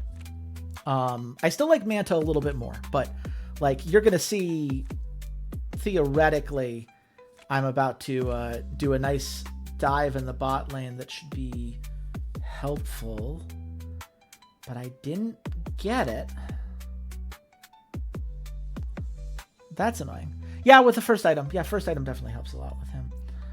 Let's give those strategy points. Let's scale and scale and scale and scale. There's the card I was looking for. Is Rocket Punch worth doing to start this fight? Yeah. Get down. Monkey do. Oh, I'm talking about an in real life patch. If you, one of the updates, they've been doing updates pretty regularly. They haven't done a lot of balance changes necessarily. It's been mostly bug fixes. But I am referring to an actual, like, out of universe bug that was affecting Bond that had him do what the developer described as an unusually large amount of damage. It was not meant to be quite that good. It's still very good, as we're going to see here because of that missing HP. Now, this is only a 2-round fight, but I'm going to take her out of the fight, which means everyone is going to be focusing him. So, bye! Thanks for playing! Yeah, there you go. This is why I love Acidia. She just says, no, this is not a 2v2. This is a 3v1. Okay. And because it came from Monkey Do, Bond just got a bunch of gold. Let's look. We are very close to the first item. I still love the name Autistic Penguin. I can see why some people would not find that as amusing as I do, but as an autistic person, I really like the name Autistic Penguin. I would like to hug this penguin. This penguin deserves all of the love in the world. He is my favorite little boy. And the idea that he's going to get a massive boost on those attacks is going to get silly very quickly. I could draw...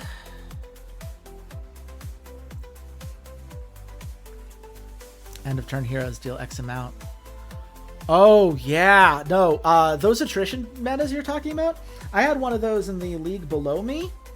Gang and kneels all day, every day. Like, if everyone's taking damage all the time, that AoE ends up being huge.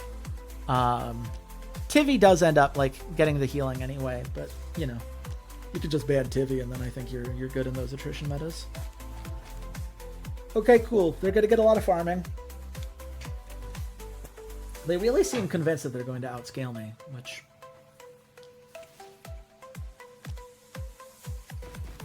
We'll see how that goes for them. Now, Man, did I get the thing? No...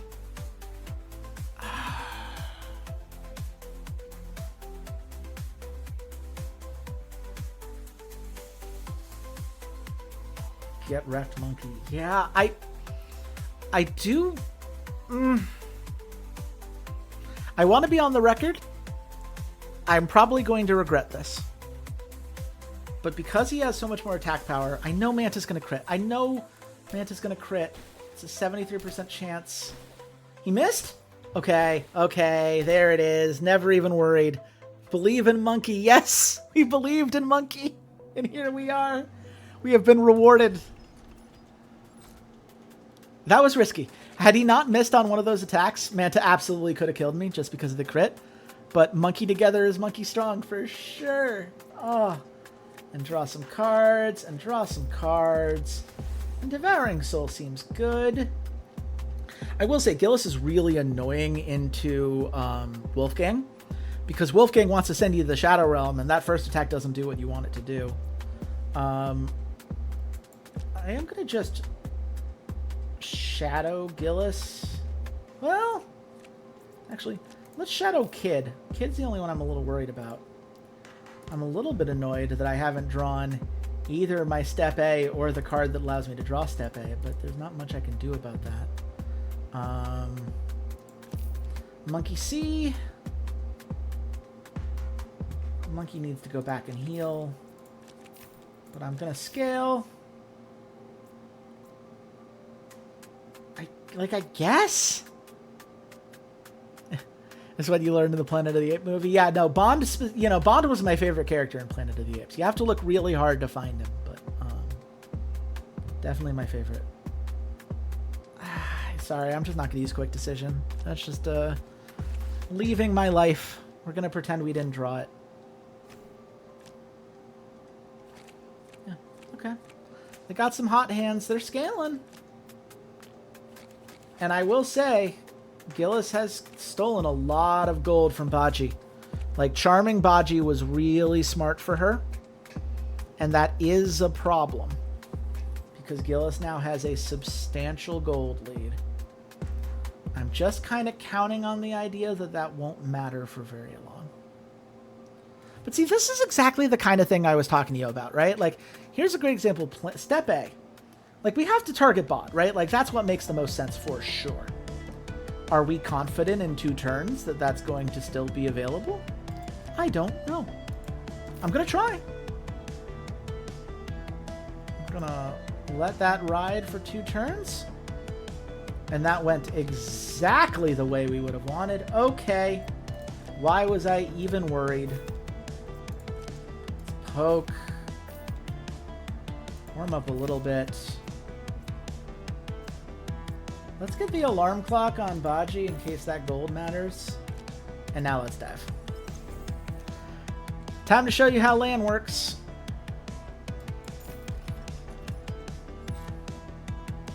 We are going to get rid of the only target that we don't want to get hit by this. Yep, that's a LAN kill. And that's a Baji kill. That's both bot lane down. Bye-bye. And now we just have to wait.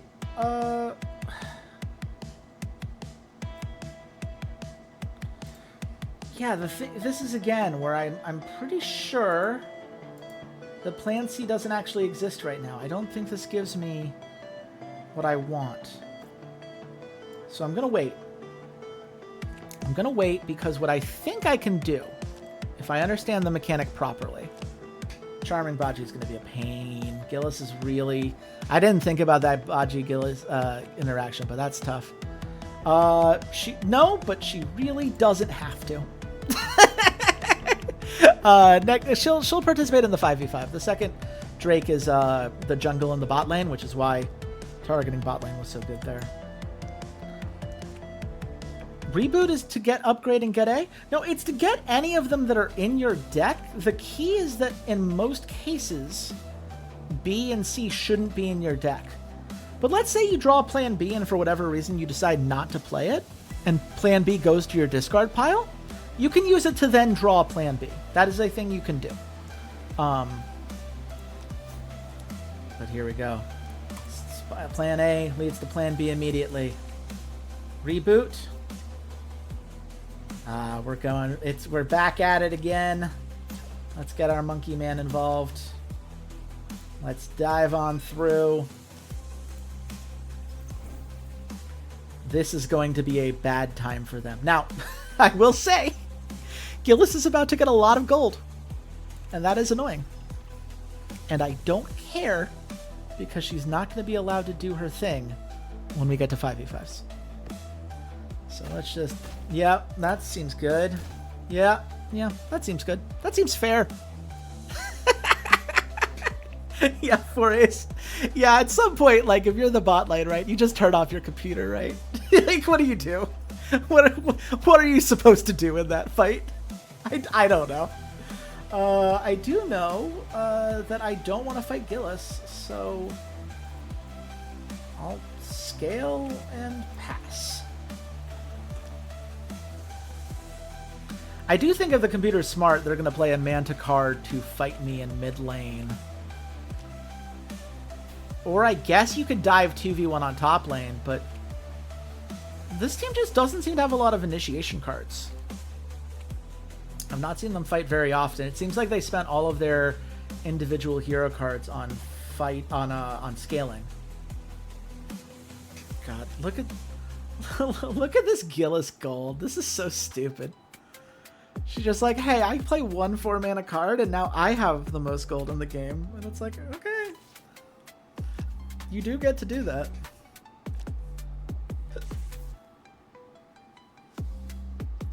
Okay, yeah, we're going into this 5v5. Because now I get to show you why I was okay letting Gillis through despite everything that I just said. Boop. Bye-bye.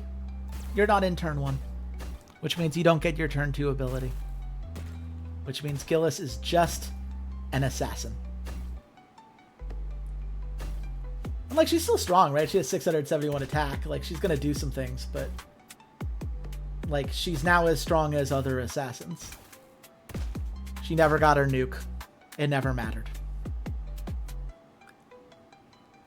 And that's why City is really good. Just a really good character. Oh, man. I don't know why none of the computers in my game ever have her as a mastery. It's like it's never been contested. It's never been banned. At least it hasn't been banned for a long time. I think maybe early on, like right when the character came out. But like, it just feels silly. Step C. Yeah, let's get a free attack on the hero. That seems good. Devouring Soul. Step A. Step A's back in the deck. So let's warm up. We'll just pass for now. Yep. When the game give you a pocket knife, you infinite stack real quick. Oh, you sure do. Speaking of, hey. How you doing?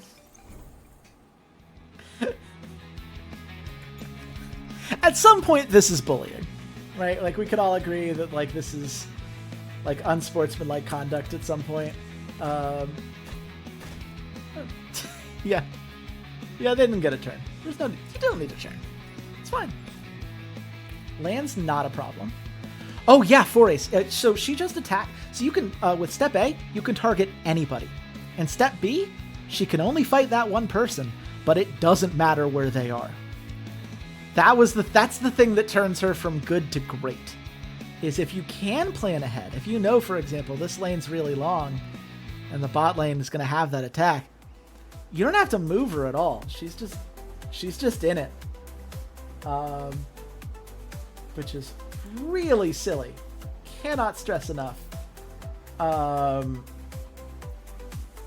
know what? Inner tower seems like a good thing to take out. Cool.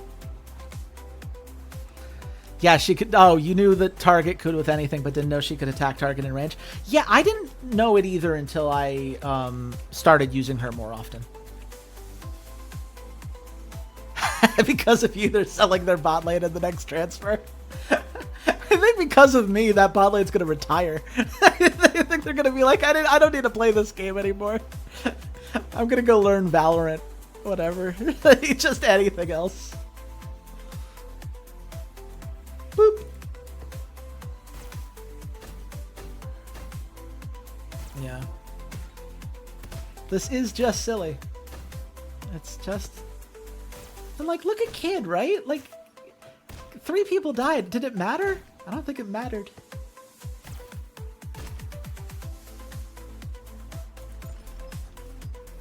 Yeah. Man, oh man.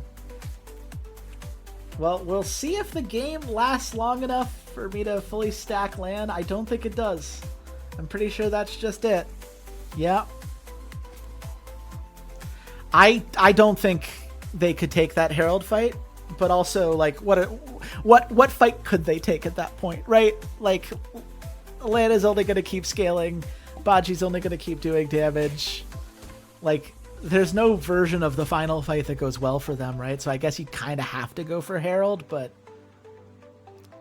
Oh, no, she didn't get MVP. She almost never does. This game hates top laners. I don't know what to tell you. No, I mean, it's a 6-0-11 Baji. Like, that's going to matter.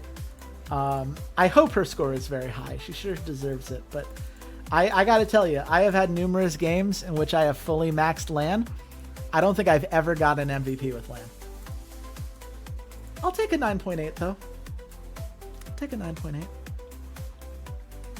She have step B, can't stay for MVP. Charo. Yeah, LAN's busy. Don't look into it too much, what she does in her spare time.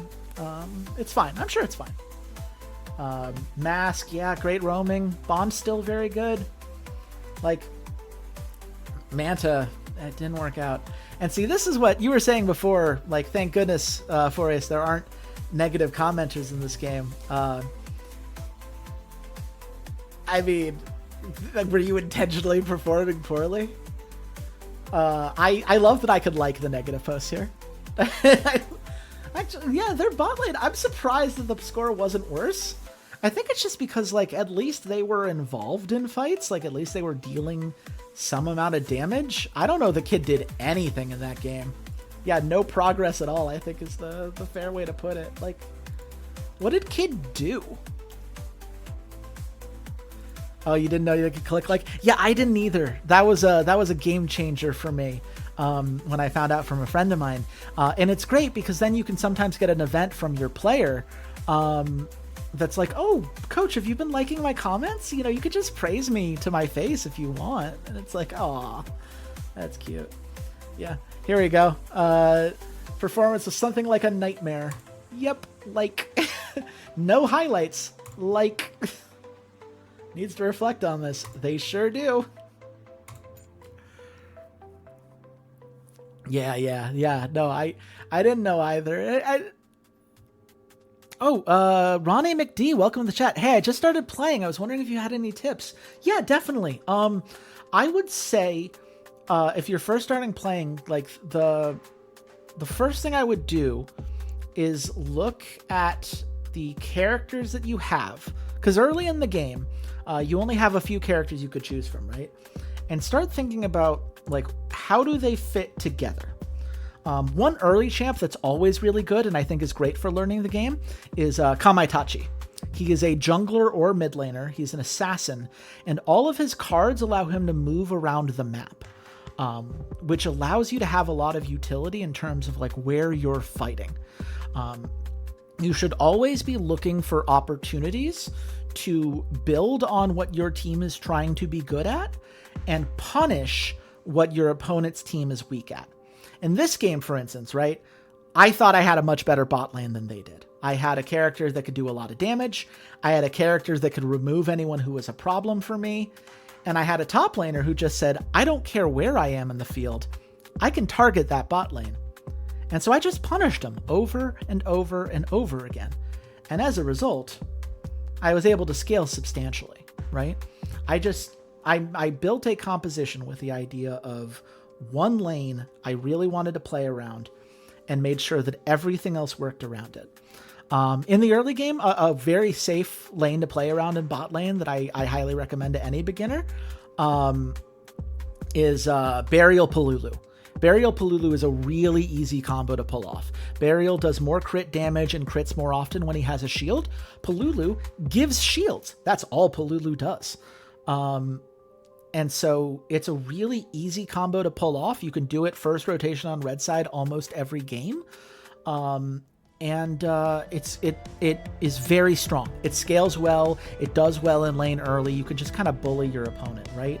So just taking that, like, step back, right? Before you even worry about the cards, before you even worry about the specifics of how each of the pieces, like, play off each other on a turn-by-turn basis, like, what are the things, what are the combos that you can build your draft around and feel really good about that?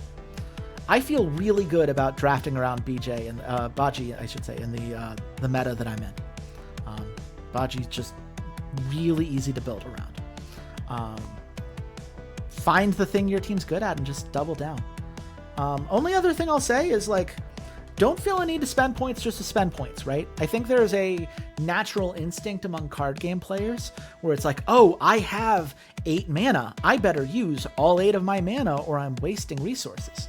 But this game allows you to hold over that mana, and it actually gives you your next turn faster, right?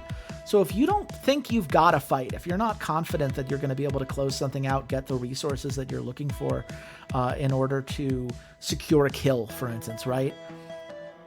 Then save it. Wait a couple turns, see if a new opportunity brings itself up to you. And worst case scenario, right? Maybe your gank doesn't get a kill, but it forces your opponent out of lane. And because they're out of lane, maybe you're able to get a tower. And that tower also gets you gold, and it gives you another chance to push forward. Also, I mean, 4-ace, yeah, you're not wrong. I have spent a lot of time in this game. Oh my god. When I'm picking athletes, is there a meta for what stats for which lane? Honestly, I think I would make sure that your team is all aligned on what it is you want to do, right? If you have a team that you want to play defensively, every character on your team is going to benefit from having defense, right? If you're just here to scale, turtle up, play some tanks, if that's how you enjoy the game, everyone being good at defense is going to be really helpful for you. If you're feeling very aggressive, right? You want to skirmish, you want to fight like I did at this 18-0 and 56 game, you should be focusing on offense, right? Offense is going to be, is going to give you all of the tools you need to capitalize on those fights. And so you should kind of decide like which of those two styles. It's usually better to focus on one and then bring the other up over time. Farming's just always good. I wouldn't worry about farming on your support because your support doesn't need as much gold, is never going to have as much gold. But for anything you want to be dealing significant damage, right? Your bot laner, your jungler, and either, basically anyone who isn't your support, farming's very good. And then mechanic and reflexes, right? Those are nice to have. I wouldn't prioritize them when you're first building a team. But like as it goes on, right? Mechanics and reflexes are what increases your chance of your opponent missing and increases your chance of you hitting, right? So they're really important to have, and basically everyone will benefit from them. But I would say that that's lower in priority than having enough gold to get the items that you need and being really good at either your offense or your defense. That's what's worked for me, at least, and I hope that that works for you. But welcome to the game. It's really fun. I'm glad you're enjoying it. We're going to move on here. Yang God, we've kept him waiting backstage long enough as they mourn this horrendous defeat that they just took down. We just got 20,000 fans from that game. Oh, that's that's brutal. Yeah, I'm happy with our cards. That's another thing I will say, because you were asking for tips. Ronnie McD, when you're looking at individual cards to add to your athlete deck, drawing cards is always good. If you have warm-ups are great. They're 1 mana, they make your character better, and they draw you another card. Tactical Adjustment is one of the best cards in the game. Just gives you a free card and a strategy point. Cycling, as any card game player will tell you, is really, really strong. That Tactical Adjustment's one of the best cards in the game by far. Panic Button, or the whatever the button is that is 2 mana, reduces everything by 1, right? Cost reduction, always very good. And then just making sure that, like, if you are a team that wants to fight, make sure that you have at least 1 or 2 fight cards in your athlete decks, so that even if you're picking champions that don't inherently have fight cards, you're still able to get the fights that you need. I found that versatility to be very helpful. But yeah. Anyway, defense. Yeah, Yanchi could use some more defense. I feel like some more defense here is pretty good. I'm not going to worry so much there. Let's just boost Mask's offense. Mask has been so good for us in these games. All these ganks have been just crazy. Yeah. Critical success. I don't know that that's going to... Yeah, I don't know. Critical success for attributes doesn't seem to do as much as I'd like, but that's fine. Game 2. They've given us blue side. I would not have done that. But I'll take it. I'll take it. Let's see. ZY, imagine, you were saying before, Emperor Sama, that, like, you know, you have to imagine that this bot lane's not going to stick around for very long. Imagine watching the game we just watched and being like, nah, Yang God has this. There's game 2, full on Yang God, I believe. I don't know what that analyst just watched. I'm sure Yang God appreciates the confidence. But man, I would not. That would not be my approach. Let's see. What do I want to ban? I'm going to ban Fatty White again. Fatty White's just Really good. Always good. They ban Hakuna, they ban Bart. That's cool. I'm not worried about those. I'm going to get rid of Kamitachi again. There's a part of me that says keep Aurelio up just because... Yeah, I could ban Lan. I'm not... Here's the thing. If they pick Lan, I think I'm okay with that. I don't think that they will, for the record. I don't see mid Lan very often. But I think I'm okay with that because then I just play like Manta and I just gank Lan to hell and back. And they're just never allowed to like actually play their fight card, right? I just make sure that Lan is always dead. Plan B ends up in their discard pile and they're just having a bad time. If Lan doesn't get going, Lan feels useless very quickly. I'm not too afraid of Lan. I am afraid of Aurelio a little bit. So I'll do that. And for some reason, they have banned Haas, which I guess is fine. Man, there's a part of me that just wants to first pick Manta to just force them onto Kaka, who I would argue is the worst character in the game. Or Mo, who I just don't think is very good in this meta, though. I mean, I guess I did accrue quite a bit of bounty over that last game. But no, the answer is Baji. This is a crit meta. Baji's very good. Manta's going to be fine. Kaka's not so bad. Man, the fact that if the Stonehound dies, Kaka dies, and vice versa, and you can't gain max HP from equipment, I just find in any meta in which dealing damage is relatively easy to do, brutal. Just absolutely brutal. I have yet to see a Kaka do well, but I would love to hear how you've pulled it off if you have.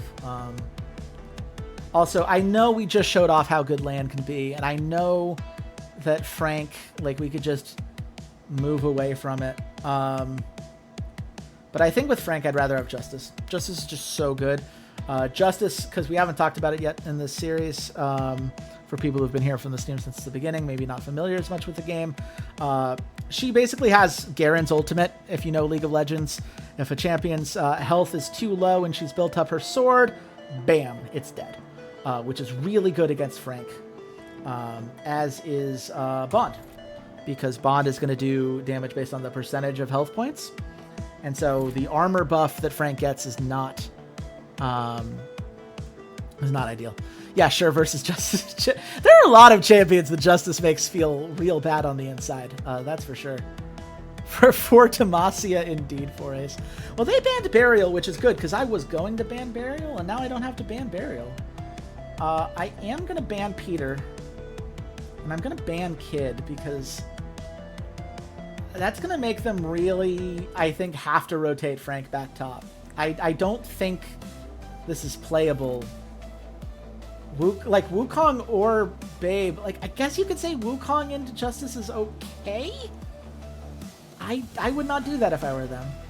They take Gang. That was always a risk, but it's a risk we're willing to take.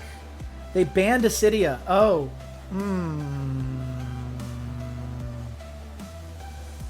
Well, interesting. You know what that means? That means we're going for kill pressure. That means that we're going for Lady Deadfire. And now I'm torn on our last pick, because I think the answer is Mihawk, right? Mihawk deals an additional 8% of a target's HP damage. If that is Frank mid, I think that, like, Mihawk just makes Frank mid real sad. There's a part of me that thinks this could be a Gillis angle just because Manta and Gang can do so much damage, but yeah, I think I'm gonna try to force them to rotate Frank top. I'm gonna play Mihawk. And they go Wukong. Okay. Yeah, poor Frank. Frank's gonna have a bad time this game. You tried Mihawk one time, didn't like it. Mihawk is only good into compositions with multiple tanks, because I think his cards are honestly not that great. They're cheap, which can help with certain characters. Like Baji, you just want to play a bunch of cards. But really, you're playing Mihawk because you want the 8% HP damage that ignores armor and damage reduction. Like, that's just really good into some tanks. And when attacking units with higher than 40% of their max HP, you deal an additional 12% in fights, which means you could be dealing 20% of a target's HP in damage before actually calculating his attack damage, which is insane. That's an insane thing to do. Yeah, he's a tank killer. That's 100%. I definitely, in mid lane, I would prefer him to Digo every time. I think Digo mid lane is terrible. Digo only really works if you have specific support that's good for him. But yeah, I don't know. We're going to find out in this game. I may have cooked a little too hard by banning Peter because they banned Acidia, and I don't love this bot lane for us. But if it works, it's going to be a little silly. We just have to win these early skirmishes more than anything. We just cannot allow them to scale too deeply into the late game, because then the fact that they have Wukong and Frank is going to get really annoying. Wukong just being immune to debuffs means that there's not much I could do there, right? But the good news is I don't think it's going to be a problem. Let's see. Tactical adjustment. Hit gang. Monkey business into a monkey do. I don't think we actually need. Tactical adjustment. Might as well draw a card. And actually, what this allows me to do, rocket punch. And now it's a monkey do angle. And let's just kill gang. It's a 3v2. We should do a lot of damage, but we do need to focus our attacks properly. Or we can kill the support. Okay. I honestly did not think we would be able to two-shot the support, but that's Lady Deadfire. Lady Deadfire hits first. The next attack does 20% bonus damage. Turns out that's quite good. So yeah, what I'm saying is I don't think that bot lane's coming back next year. I just don't think they're gonna survive the transfer window. Oh, I thought I hit end turn. There we go. Let's see what they got. Theoretically, this should be a gank onto Justice that should be annoying, but they might not have it. Fisticuffs is a pain.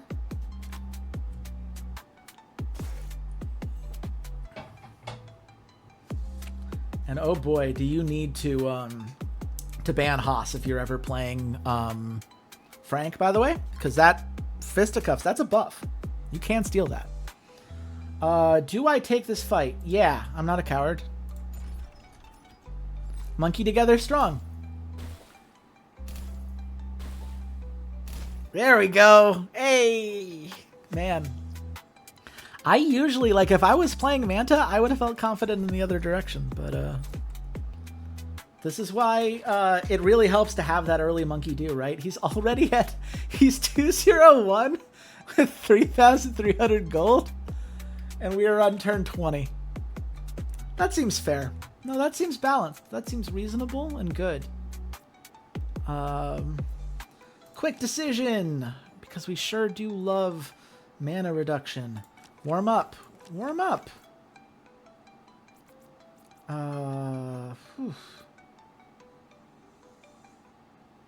So one of the cool things about Flame Spread is there's no range on it. So let's just get all of them.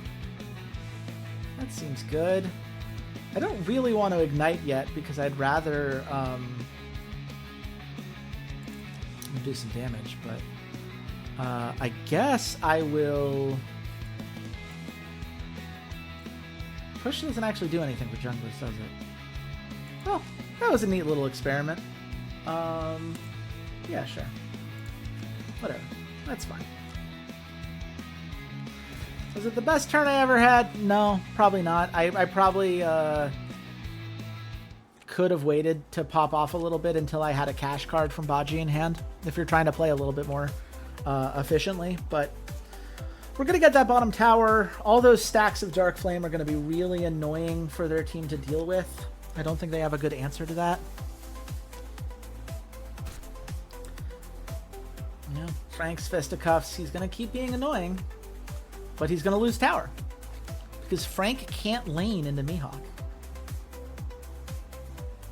Now, Soul Flame boosts up stuff like Drain Soul,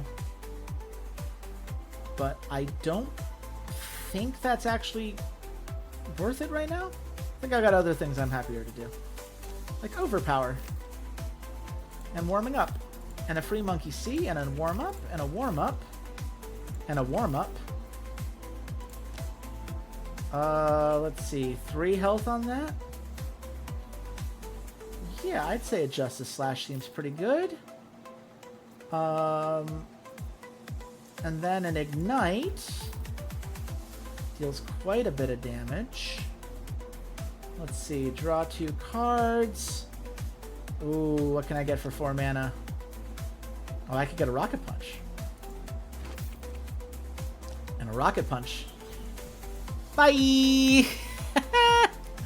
That is a dead gang. From the field! Didn't even have to fight. Why fight? Why fight when you can kill?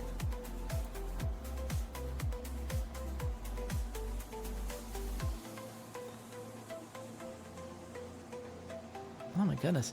I think we're setting a new viewership record for the stream. Thanks so much for everyone coming by. I'm glad y'all are all enjoying Esports Godfather as much as I am. I think this game's really cool. And it's nice to be able to put some of these, my card game brain and my esports game brain together like this. And of course, it's always fun when you're winning. And I just... Look, I'm not telling the computer how to live their life, but if I was down by this much, I might not be spending all of my mana on cards to scale farming for the late game. I feel like when the gold is 5,500 difference, and my support has more gold than their bot later, I don't know, I'd prioritize different cards. But that's fine. They're going for this 3v3. Okay. Let's see how this goes for him. Oh my god. Bachi killed him in one shot. Manta's down. Yeah.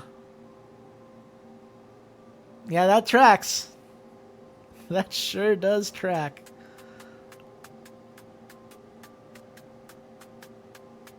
Oh my goodness. Well, another nice fight for us. And this is why Foray is going back to Frank. Like, Frank hasn't been a problem.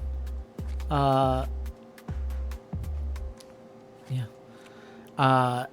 Could recommend for the game dev. The name of the game is weird, but Steam only has the Asian name. Yeah, I don't quite understand what's going on there. At one point, it seemed like it was working, and then it wasn't again. And I'm not sure why he did it this way. My bet... And I don't know that this is true for sure, but my bet is that this game has more Chinese players than it currently does non-Chinese players. And as a result, maybe he overcorrected. And so it's like it's more visible in Chinese, but I don't know why you wouldn't be able to localize that. Like, there's got to be some way to localize that. So hopefully, I see that comment under like every discussion post for this game. So hopefully for Ace, they do see that. Ronnie McD, when a trait says when attack hits, is that a card attack hit or a team fight hits? That is a card attack hit.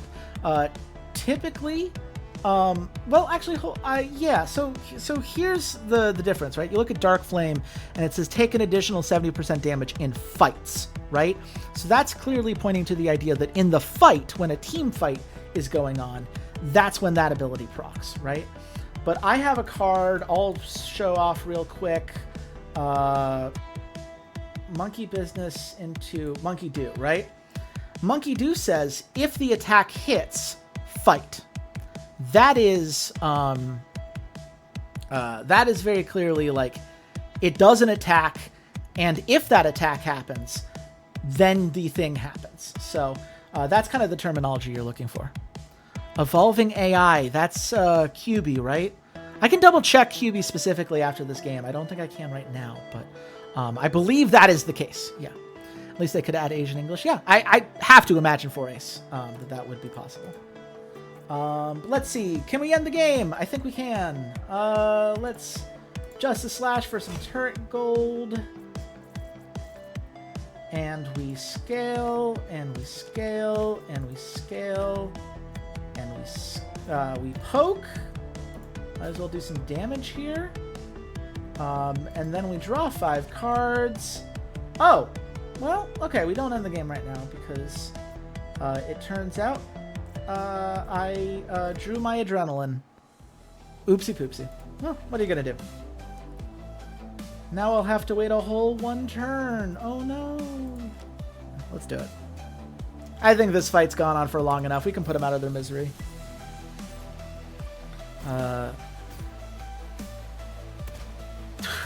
Gang's dead. one shot from Monkey Yi and it's over. Oh boy. Yep, and that's the execute onto Frank. That's why we picked Justice. I mean, what are they supposed to do? This game was over a long time ago because they had no answer to the bot lane. And this is something I just, for those of you playing at home, Ronnie McD, I don't think Lady Deadfire is probably in your game yet. I mean, I guess if Evolving AI is in, maybe you have gotten Lady Deadfire. Lady Deadfire as a support is silly. The damage amplification that she can give and the damage that she can deal out, even just a base level, right? She had 647 attack in that fight. And obviously, like, my bot lane did well, right? Some of that is just scaling and itemization. But, like, it doesn't take a lot for a support Lady Deadfire to feel like some carries would. So, that's one of those high recommend. That's GG. Well played, Yang God. You thought she was mid ADC and then saw support? Yeah, I mean, like, they're clearly going for, like, Morgana, right? Like, that's the League of Legends comparison that they're going for, with the idea of, like, the damage amplification kind of being a different version of the like, armor reduction that Morgana has. Like, I see how they got there, but man, oh man, is the base level for Lady Deadfire very good. You just need ways to protect the team, or to just end the game before protecting your team matters. And we chose the latter here. Oh, hey, look, it's another Baji MVP. It's almost like he should be first picked in every game in a crit meta. And look at that. Look at it all roll in. Look at all these perfect 10s. You love to see it.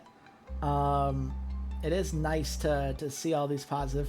Next time we meet, go easy on me. Well, we'll have to wait till next season, Zhao Si. I don't think we're getting another chance for a little bit here, but I'll keep it in consideration. Lady Deadfire, great job. Again, love the ability to convert gold into damage for a support. It's pretty insane. Justice, yeah, like, Wukong can't do much in that lane. There's nothing really that Wukong's going to do to bully Justice out, especially now that I have Justice at Legend tier. So that was always going to be a very tough lane matchup for them, but yeah, just very consistent. Bond, I mean, y'all saw the damage Bond put out, right? I don't need to tell you why Bond is good. And Mihawk, right? Like, you see here, it's an 8.3. Did Mihawk win us the game? No. Did he stall out Frank, their 1-win condition? Absolutely. Frank kept having to go back to base. Like, he got to use his Fisticuffs card twice, and, like, that was a decent amount of max HP, but it didn't matter when the final team fight happened, and he certainly didn't get to do anything in lane. There was never a point in which you were going to be able to gank into Mihawk. His healing's too good. So, I didn't play a single Mihawk card that entire game. Mihawk, did not do much damage. Neither did Justice, for the record. It just didn't matter. Sorry. I was so busy focused on Mihawk and Justice's damage that I didn't notice that our support, Lady Deadfire, did more damage than their entire team combined. That's so dumb. Oh, that's great. Oh my goodness. Good stuff, Dogfather. Oh, that's beautiful. That's just, you do love to see it.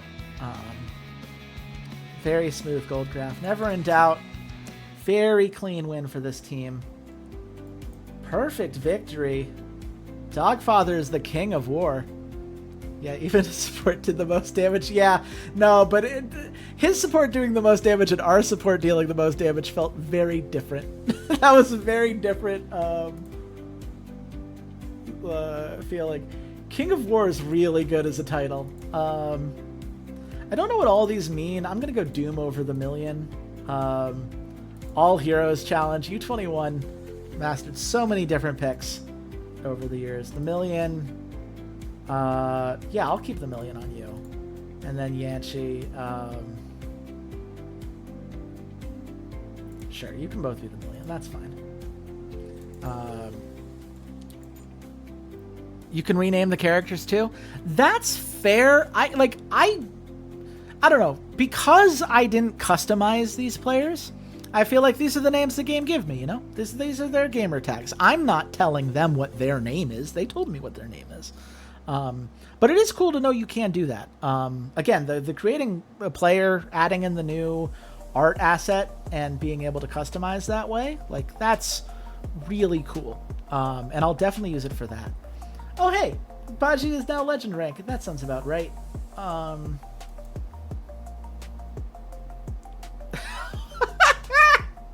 Oh, both of these are silly. Okay, so do I want Rocket Punch to go the whole field and do 1 more damage to turrets? Or do I want it to be a 3-cost card? You know, cost reduction is usually so good.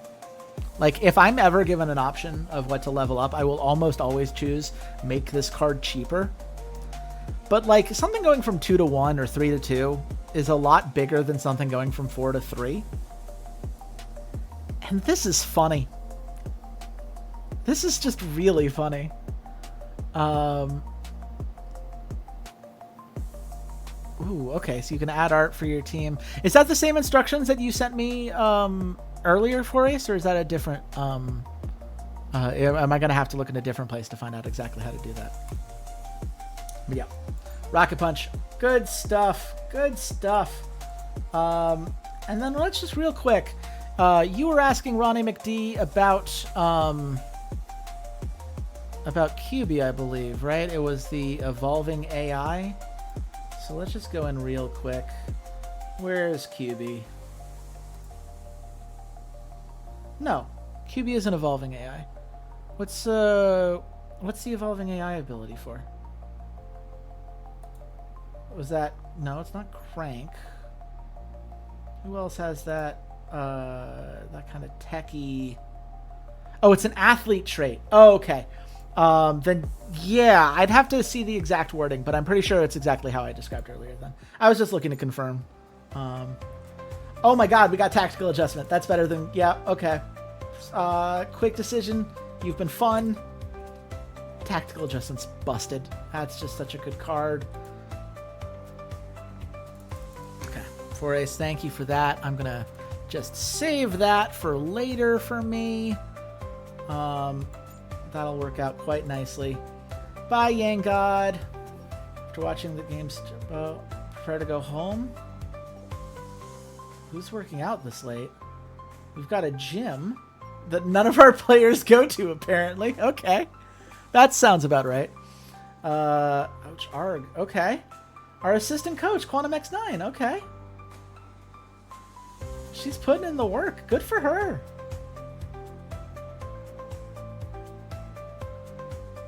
Tony, owner of Big Guy Gym. I really feel like he could have been named Jim, but Tony is a very good gym guy name. Secretly expanding. Tony's gym wants to sponsor the club, so he made an appointment to talk. As soon as he came in, he saw the gym and the club, and his eyes lit up. You know what? You're resilient. I have respect for you, Quantum X9. Didn't you practice the smaller arms and legs apart? That wasn't exactly what I thought the answer was going to be, but I'm just going to assume that translation would be there. Let's practice. Yeah. Enigmax is going for it. Next day in the training room. Uh-oh. We were in the gym all last night. Oh boy. Well, we may have a bad back. We got Big Jim as a sponsor for the next transfer period, so that's nice. And look at that, a perfect 10 across both games for Kato. Doom indeed. I don't know what they were supposed to do. I mean, other than like pick a counter to Baji, but they gave us blue side, right? Like game 1, nothing you could do. I won the coin toss. Sometimes that's just how it goes. Game 2, I wouldn't have given it to us. I would not have given us blue side. Maybe would have banned Baji. I don't know. But hey, I'll take it. Perfect 10 across a series. Look at those fans. Look at those training points. Not even a window for a takedown. Our dominance is unmatched. Could not agree more, Golden Eagle. Golden Eagle, I don't know if y'all have a favorite analyst, those of you who play this game. Golden Eagle is my favorite. Christ Matt? I don't know. I shouldn't assume the sacrilegious pronunciation, but welcome to the chat. What difficulty do you play on? I'm struggling on hard. I will be honest. I made this during the demo. I don't think I'm on a particularly difficult difficulty right now. I think I'm on normal. But I have another league in which I am on hard, and I've had pretty similar results. I think my next playthrough of the game is going to be on hell difficulty. I think it definitely, like, it takes a little bit. You really have to learn on the harder difficulties, like when to hold back, right? When are you willing to not go all in on a play? When are you saving your resources? And are you making sure that you're saving your resources for the next objective fight specifically, right? If you know that a dragon fight or a herald fight, it has X champions, are you making sure that you're timing your deployment phases so that you can try to win those lanes, force your opponent into a disadvantageous situation, or at the very least make sure that they're not doing the same to you? That is, I think, the difference as you get in higher levels of difficulty, more than anything. Because the cards don't change, right? And the champions don't change. And if you understand synergies, you're going to be able to do good drafts. But definitely the resource management side of it, knowing when to go all in, knowing when to back off, knowing how to time your fights and where you should be focusing those fights. That's all the stuff that really sets the difference. But yeah, I'm not gonna bullshit anybody. This is not that hard league. But given the response here, I think I will do another stream of this, and we can try out that hell difficulty together at some point. Just gonna circle that Undying Legion real quick. That felt nice. That felt good. You love to see it. And hey, my hero mastery went up, so that's nice. We'll increase attribute level 6. That seems like it'll work out well in the long run. I don't care enough to do this right now. I don't know. It seems like it's fine. It seems like my players are doing pretty well. It's a great game, so original. I couldn't agree more, man. I love. This is a game that's built very specifically for my brain. I love card games. I love esports management games. I played a lot of Teamfight Manager back in the day. And Teamfight Manager I like, right? But it doesn't necessarily feel like a MOBA.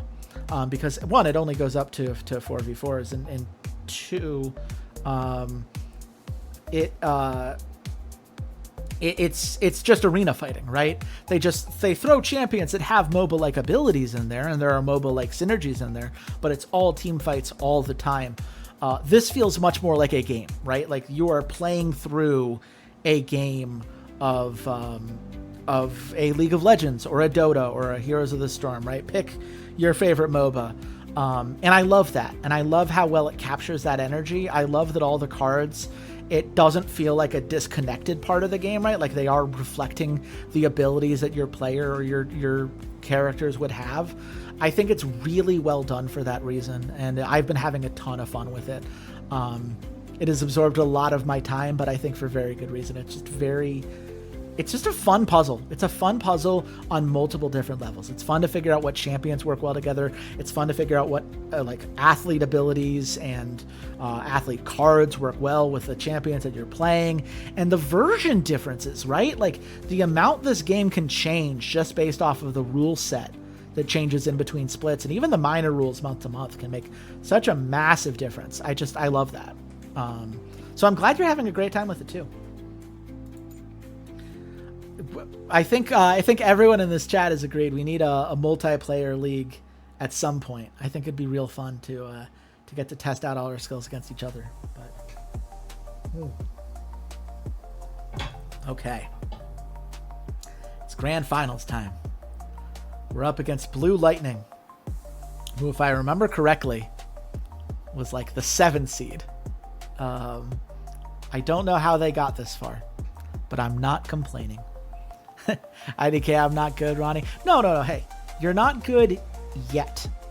You've got this, man. Look, this is a game you can learn. It is a game in which you can very clearly improve. I am so much better than I was even 20 hours into the game. I like this. There's this is a puzzle, and puzzles take time to figure out how some of the pieces work together.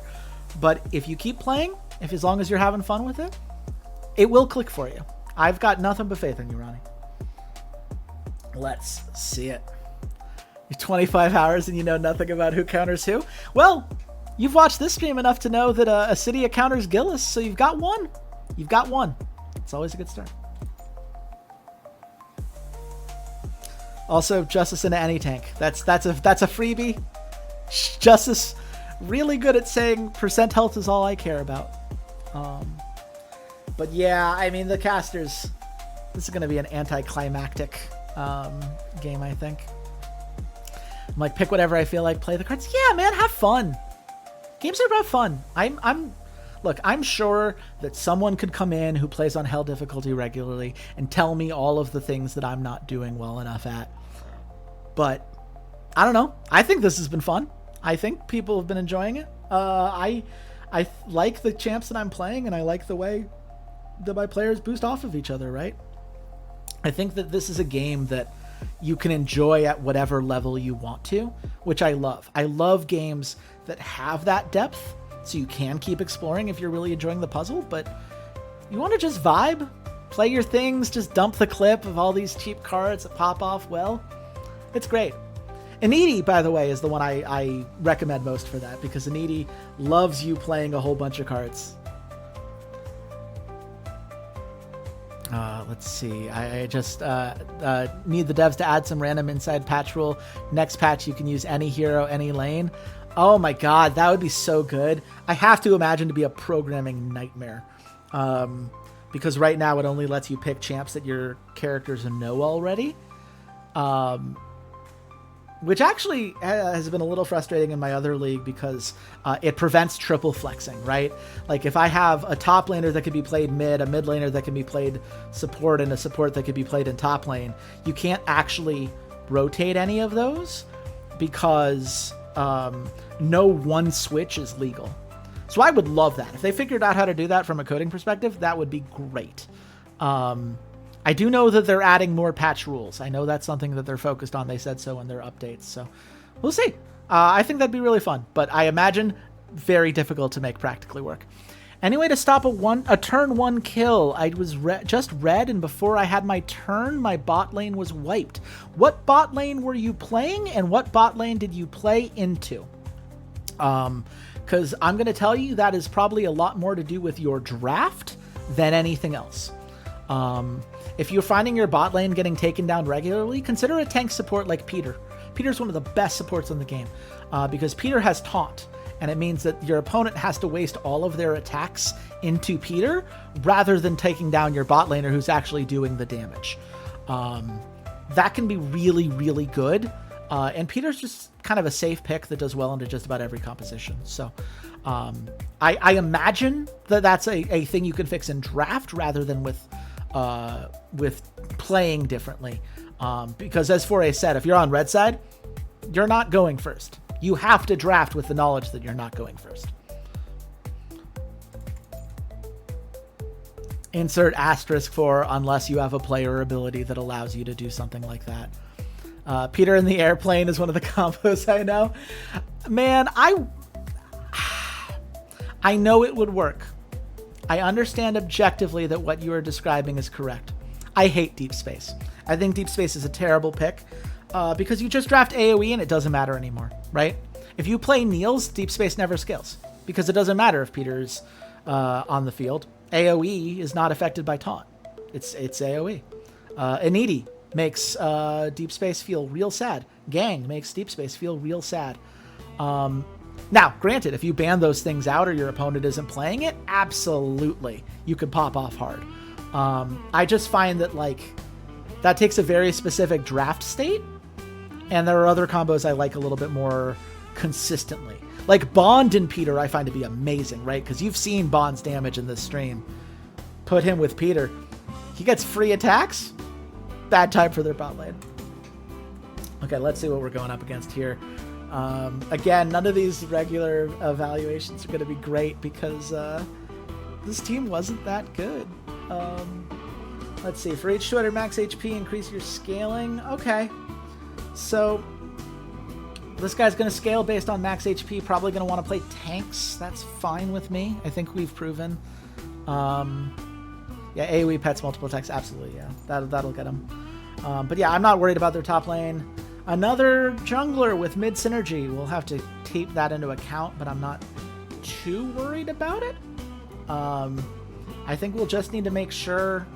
Like, it seems like they only have one pick that they've actually put any mastery in, if I'm looking at those outlines correctly. So I think we'll just ban Hakuna. Like, they don't need to have Hakuna. Here we go. This is their mid laner. I think this is their best player. If the gold is more... okay, it's cutting off here. I'm pretty sure if they're ahead in gold, they get to have stuff that makes them more ahead in gold. If they're behind, they get a different sort of stat. So just don't lose lane. Easier said than done, obviously, but I think that's something we can work with. Let's see. Oh, now it lets me scan. So for every 15 rounds survived, you get a warm-up. Yeah. You know, the scaling over time is going to be helpful, but that's why we're just going to attack that bot lane. We're going to make it so their jungle mid has a hard time, and their bot lane has a worse time. And then you get the charge. Yep, okay. Draw 2 cards from the discard pile. Now that's interesting. Does drawing... I don't know if anyone in the chat has seen this ability yet. Does drawing 2 cards from the discard pile mean they choose? Or does the discard pile get kind of randomly shuffled like it's a draw pile to give you those 2 cards? I imagine it would be the latter because you're drawing rather than placing or putting or picking. But I've never seen draw from the discard. That's new to me. Okay, this is if it's below master, gain extra XP. We don't have a lot of master characters left. This is kind of why it was a little bit silly for me to get so ahead of the curve. But what are you gonna do? I had things I wanted to try out. And I like making big number go bigger. We could just get... Yeah, I'm gonna actually... I like Bunushan. Bunushan is, I think, someone I've had a lot of fun with. I don't know that she's good, but I like playing her, so that's something. Let's give Bond... Okay, Bond would level up anyway. Try not to waste more experience than I need to. Yeah, I think Aurelio could probably use a little bit more love. And then Reinhardt and Wukong. Let's get them all to champion level, baby. I just want I want them to look at my champion pool and say, man, I hate all of these choices. I don't like any of what's happening right now. That's the goal. Yep, Wukong, more attack power HP, sounds good. More attack power and HP, sounds good. More attack power and HP, sounds good. Okay. It is a best of 5 grand final. It is the UGF Pandas, shout out to Not the Expert, versus Blue Lightning, a team that I'm honestly surprised got this far. Tails never fails. You're goddamn right. There we go. And we're blue side. Yeah, that's just this is just a meta in which you just want blue side every time. Because it turns out Baji is really good in a crit meta. Yeah, we 2-0'd them in the regular season, so I'm not too worried here. Okay, so these are all master level. I don't know why the game didn't show the purple outlines earlier. Okay, that's less fun, but fair enough. What do I want to ban? Get out of here, Kamitachi. They ban Gillis, they ban Bart. Okay. I wasn't really going to play either, though, so I'm fine with that. Let's ban...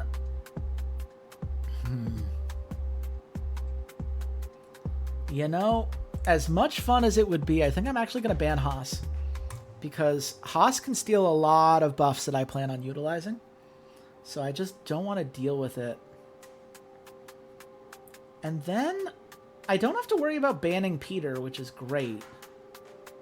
What am I worried about from them? I mean, Aurelio is annoying. But I'm not, like, crazy worried about it. I could ban Pirate Lady. That'd be fine. I could ban Zealot, but we can still draft AoE right now, so I'm not too worried about that. We could ban Manta, but then they almost certainly draft Aurelio, and then I'm having a less fun time. You know what? I'm just going to ban Fatty White. We don't need to play Fatty White this game. I'm not going to pick it. They banned Bigfoot. That's fine. Habaji. Come on over, buddy.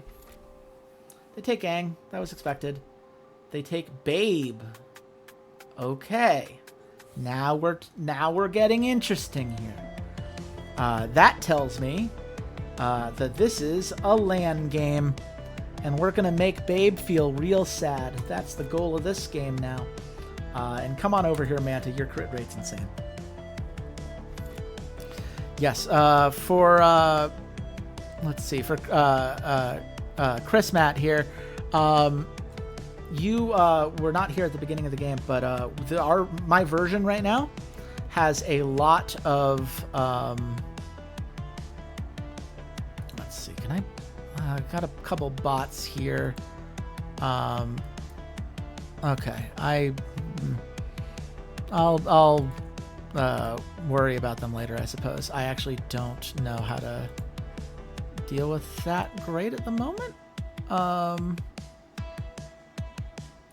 Okay, can we not? Okay. Okay, let's get back to bans here. But yeah, I'm just gonna focus Babe down. Babe's gonna have a terrible time, and that's what they deserve. Let's see. I will ban Aurelio because I'm not gonna play it at this point, and I'm gonna ban.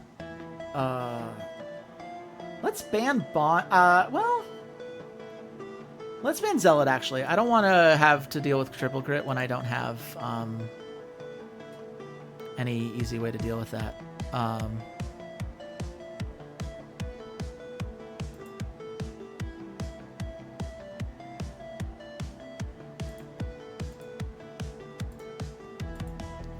Just gonna ban out the bots. I don't need you trying to feed me cheap, illegal viewers bots. Believe it or not, not what I need. Hold on, let's see. Fucking Joe. Yeah. Yes, I imagine that's a common bot, right? I think a lot of these are relatively common, but what are you gonna do? Okay, we're back to picks. They took Dylan. I am not impressed. Let's see. Let's go Lady Deadfire or Acidia. That seems good. Acidia, great for scaling with Baji. Lady Deadfire is just going to do a bunch of damage. It's going to make Babe have a really terrible time, which is ultimately the goal here. Yeah, you're going to get to see Pumpkin Dude in action, and I think you'll see why a couple of us in chat not huge fans of it. Hakuna, like, I do think Hakuna and Wolfgang is annoying. I do think that kind of tankiness and the ability to cause long-term fights. I can see this game getting a little bit messy, but I'm not overly worried about it, all things considered. Let's see. I do want Manta. We're going to have him gank top first. Don't understand Dylan. Well, so the thing about Dylan, right, is that Dylan trades gold for buffs. It's kind of like you're buying mini items. So the idea here is that you're taking away your own gold to give yourself an item that you would gladly purchase for that gold. And yeah, Ronnie McD says Dylan slaps. If you're playing support Dylan in particular, you can really buff up 1 or 2 units and make them miserable, right? Like, I have lost to a Dylan that buffed up their Fatty White, and it was a miserable experience. There's just Fatty White had such an insane amount of max health early. It was really strong. But because it's selling off their own items, they don't tend to do much. So you really have to be able to focus on somebody. Okay, what are we doing here? Well, we're definitely going to step A bot lane. I'm going to say... Yeah, the team bite buffs can be big. Like, he definitely has that opportunity. I'm going to go for good old gang here. And then warm up, warm up, warm up, warm up. Adrenaline. And then let's just get an attack on the gang. That shouldn't make him go back to base.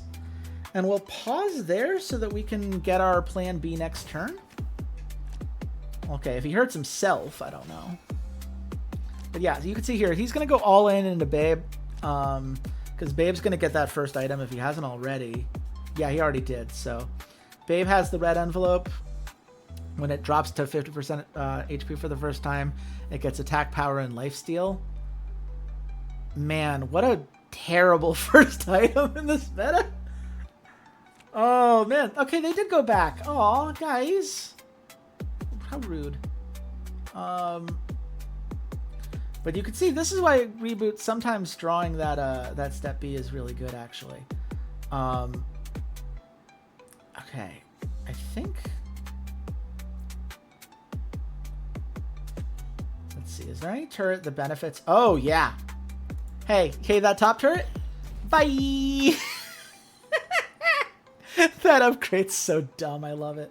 Okay, well, I'm gonna warm up here. I guess I'll just steal that gold from the enemy jungler. And then hopefully Step B doesn't discard in 5 rounds. Oh, well, I mean, yeah, I guess that also does avoid that. It's not really what I was looking for, though, because I'm not going to dive 1v2 on their inner tower. That seems like a bad time. Is there anything I can do in this Dragon Fight that would be worthwhile? I mean, Hakuna's really annoying, but he loses his 1v1 really badly because he's tanky, but he doesn't have nearly the crit that Manta has. I guess I can, like...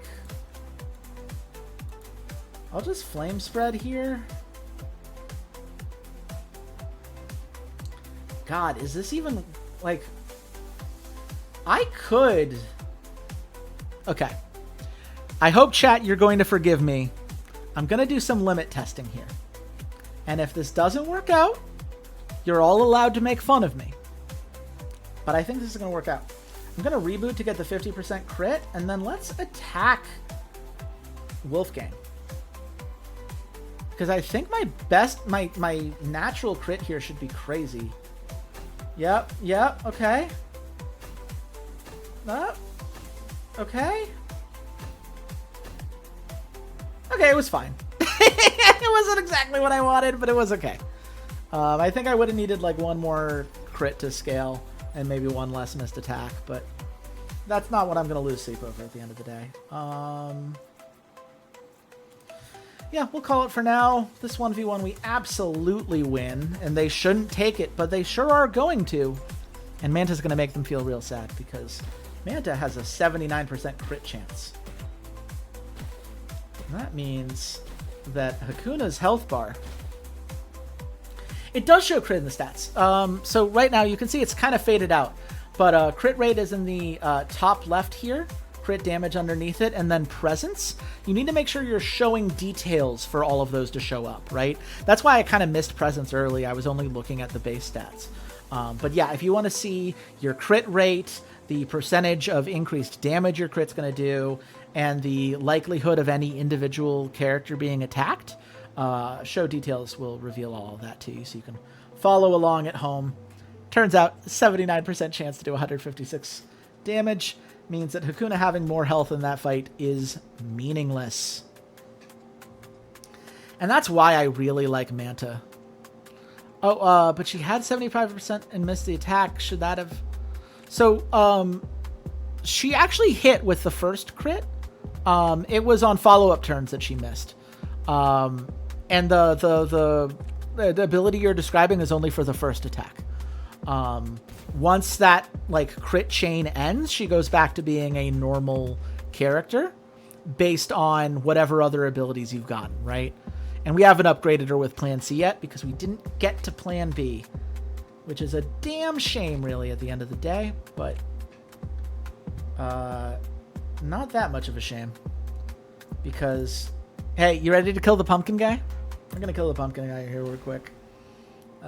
This is going to be a little sad for the pumpkin boy.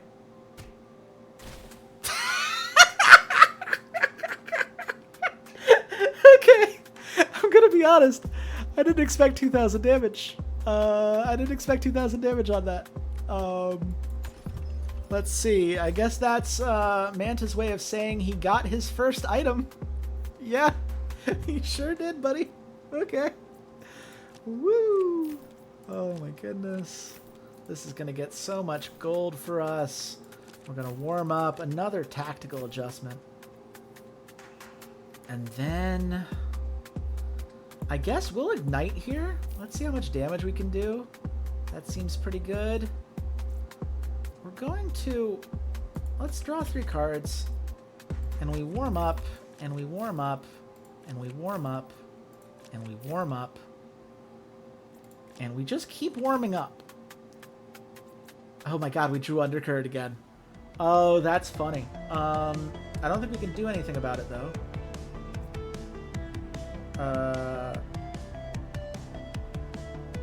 But here's what we can do. We can play Eureka specifically to get Wave Assault. That's a nice kill. And then we can Precision Poke. So Dylan's having a bad time. I think Flame Embrace is the best thing we can do, because if it doesn't have 5 stacks, it does now. 5 stacks onto Wolfgang is going to make that tank feel a lot less like a tank. We're going to play this just to boost the cash. We're not ever playing this card, so it doesn't matter what I pick. And now we have 28 alarm clock stats. So that's going to be an extra 1,000 gold for Baji, which means we are getting very close to the Autistic Penguin item. So this is just going to be a bad time for Dylan. This is a 3v2. There's no way they take that, but I wish they did. It's fine. We'll just take the buff. Lady Deadfire is going to get this mid tower. And I think you can see for Ace why Babe is not seen as particularly good, right? What did that item get him, really, at the end of the day? It maybe delayed the gank for a couple more turns. We crit attack in the field. Gang just went from full health to that in one hit. Oh no. Oh, because we have Autistic Penguin now. Oh, yeah, no. This is gonna get sad.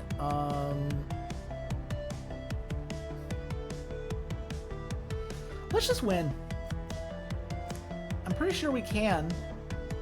And if we can, then we must. So let's ignite here. That's a bunch of free damage. Reboot for the crit. Close out the game. Let's put this team out of their misery.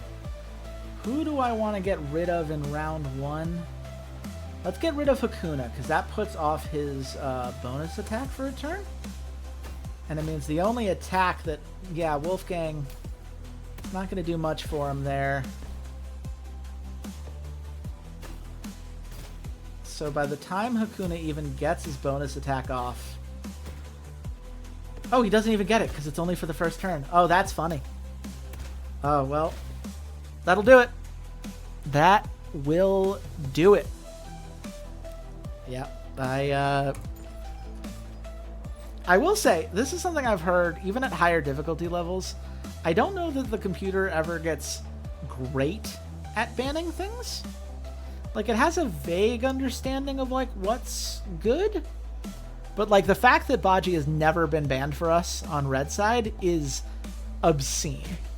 Like, that would be a fireable offense if if this was in a real league, right? Because this is, I mean, Kato MVP'd with a 6-0-12 like stat line on average in our last series. Why would you ever leave this character up?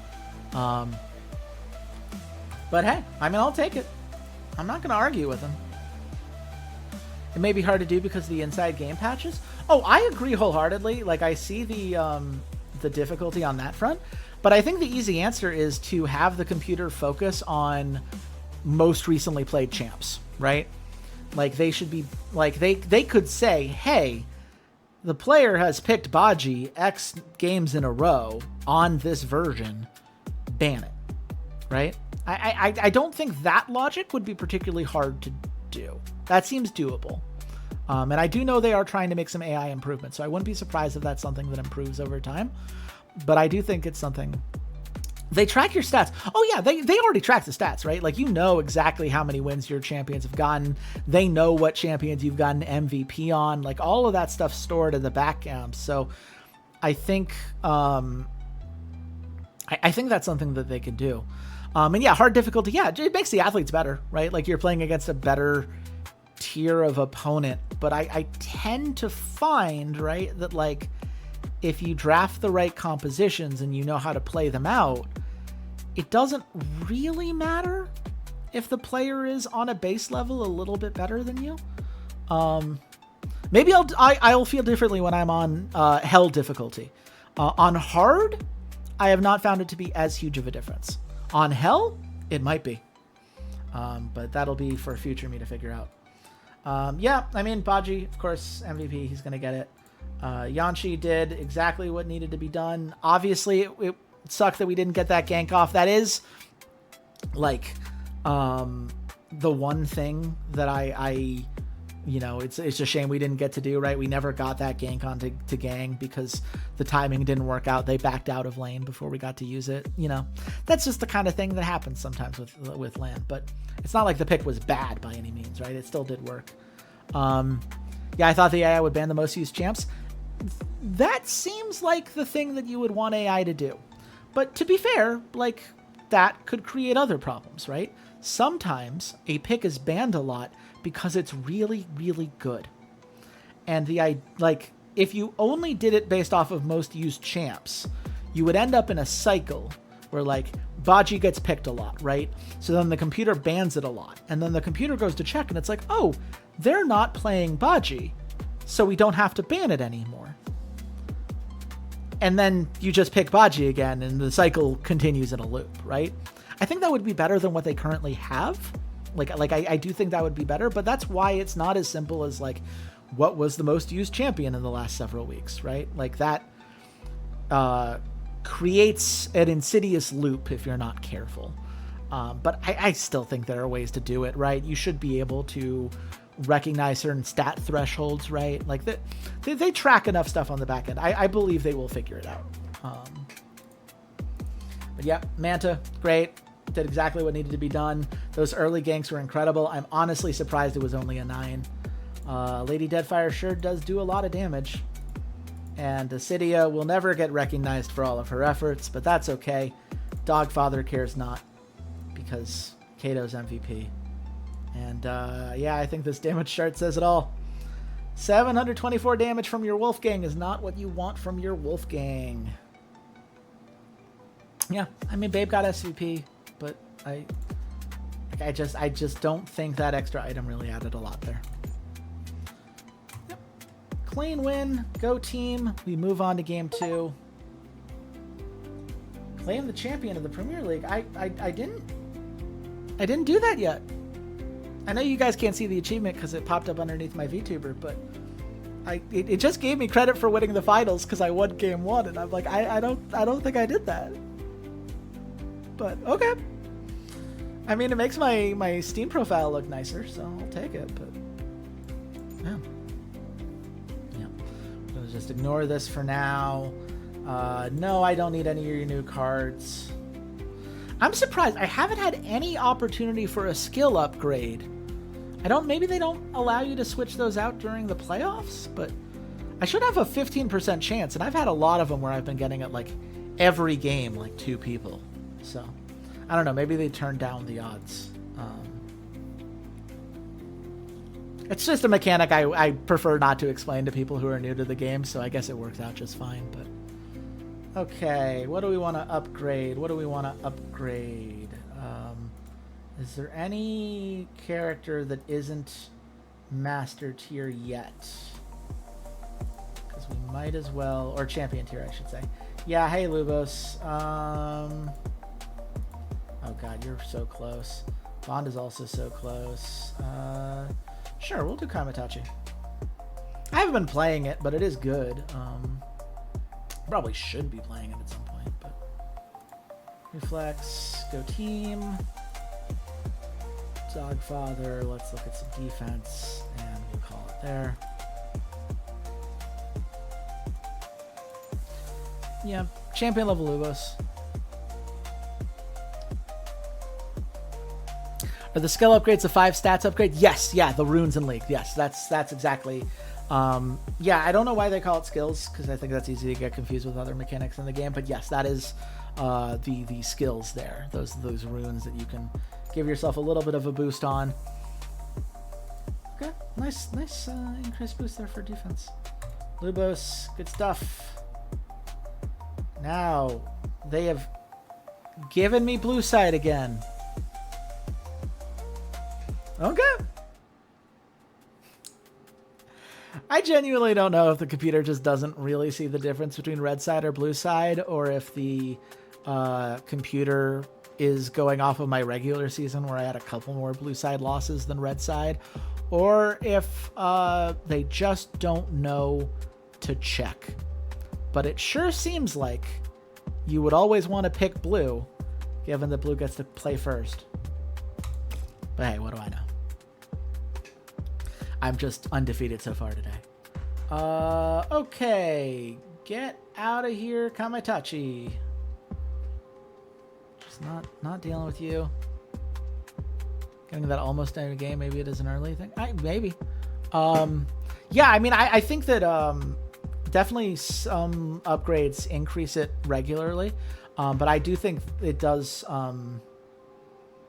There does seem to be a snowball effect. I think now that I've gotten everything, like most of my upgrades are like tier 3, maybe it just says, oh, well, none of the things you would have randomly rolled into are worth your time, so we're not going to bother. That's possible. They ban Gillis. They ban Bigfoot. Okay, that's fine. We're going to ban Aurelio, and we're going to ban Haas again. You don't even get any level 3? You keep playing, your odds of that'll increase as you move up in leagues. I am sure. But yeah, no, some of the level 3 bonuses are pretty crazy. Oh, hey, look, Bachi. They did ban Lan at least. They figured that one out. Hakuna, that's fine. We're going to go Manta. And they do go for Niels here. Which, that damage is annoying. But that's why we're going to pick Cydia. I'm just not even going to let it risk being banned. And we're just going to take Niels out of team fights. We're just going to say, no, you're not allowed to play the game. And that should work out well for us. Banning Lady Deadfire is a bummer. They do seem to have adapted to that. So they're checking something, right? Like, Lady Deadfire hasn't been banned today until I just played it, you know, until I started playing it. I don't know. What do I want? Well, it kind of feels like I need to start playing. Game heard I was talking smack. Yeah, no, that's on me. No, that's a good point. That I did walk into that one quite literally. You know what? I'm gonna ban Fatty White because I don't want them to have it. I'm gonna have let's get Kid is really annoying. You know what? Let's get rid of Crank. Crank could do well. Crank could do a lot of damage over time. Kid scales really well, but that hasn't been a problem for us. I could ban Mickey just so we don't lose some of those early objective fights. You know what? Actually, that's what I'm going to do. I'm going to get rid of Mickey because Mickey could do a thing. We have a Rito dude in chat. Man, I would love nothing more than for the developer of this game to care enough about my stream to come in and actually like adjust the ban AI. That would be, I think, the highest compliment I could possibly imagine. I don't think that's the case. Surprisingly, I don't think that's how that's going, but it would be funny. Speaking of which, Justice, Kid's gonna have a bad time. Now mid lane is interesting because I don't think any of these picks are particularly good or bad into Babe specifically. Like, we don't have any assassins left on the board. We don't have our pure magic dealers on the board. We could go for Crank. He does well in long-term fights. Like, I think Crank would be good. QB is fun. I don't know that it's ever good, but it is fun. Wolfgang, I think, extended fights. But you know what? We're ahead 1-0 in the series. We have yet to lose today. And I am feeling pretty confident given the stat difference between us and this team, because this was not meant to be the best team in the league. Hey, Needy. We're going to play you anyway. I know the rules said that you don't deal as much damage anymore. I don't care, because we can match their AoE with our AoE now. So now I'm going to show you all why Needy is good. Or hopefully I'm going to show you why Needy is good. It'd be very funny if this is an example of why you absolutely should not play Needy, but I'm choosing to believe.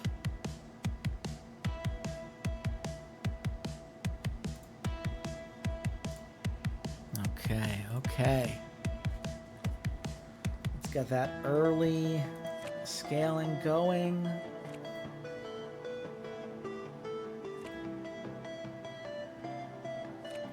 Yep, okay. This looks like it's going to be a good Needy hand.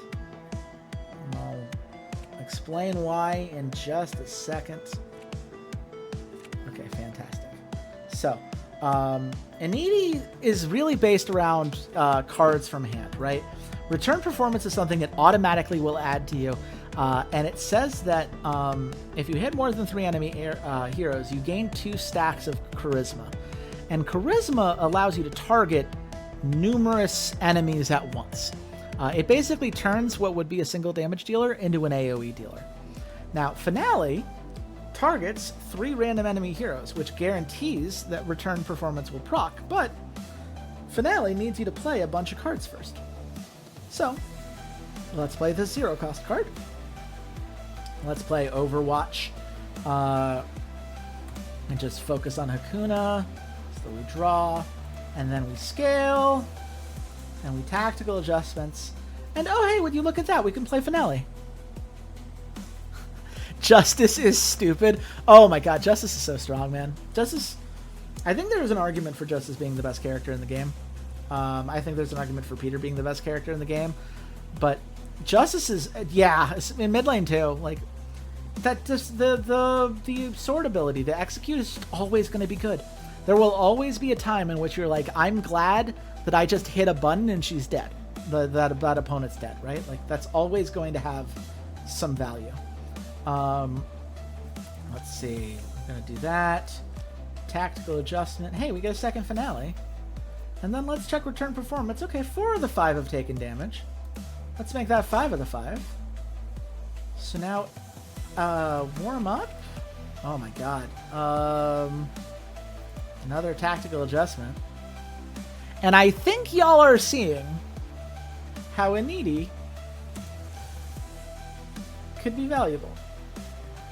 Now, that wasn't as much damage as I would have liked. Because again, we are in a meta that is not actually good for a needy. The damage in the field is reduced by, I think, 20%.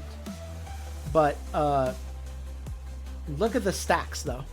That's 17 stacks of charisma, which means I can add, rather than a 1v1, 17 targets to my attacks over time, which is pretty good.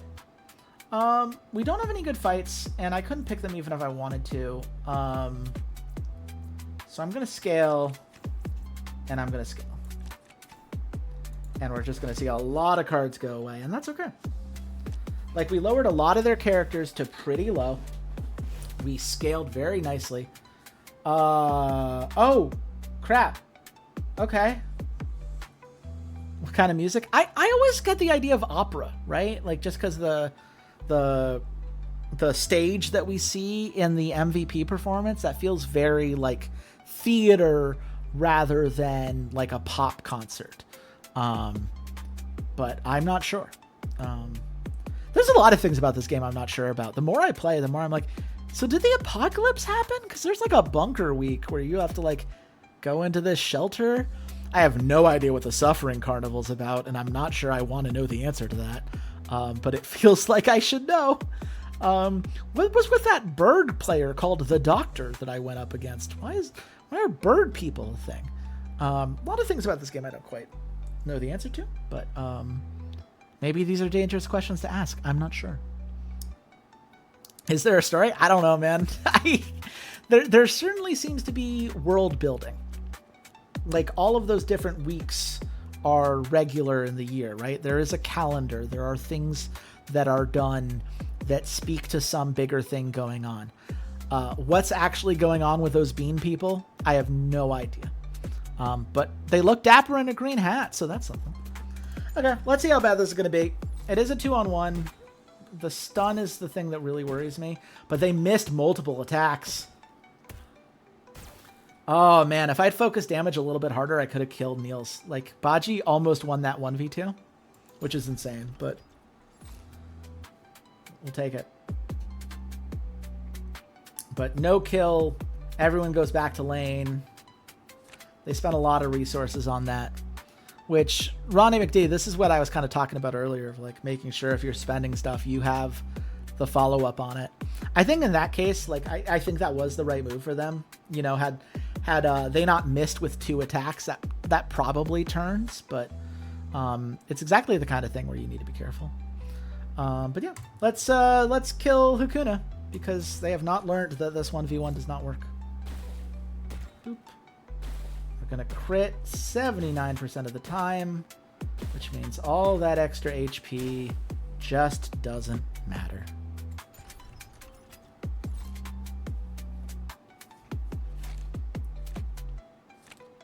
And now this is fun, because adrenaline.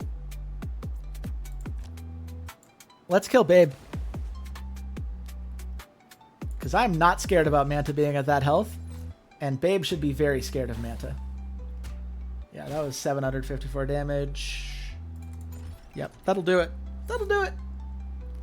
And now Manta has first item, which, as y'all know, is going to make him a lot scarier very quickly.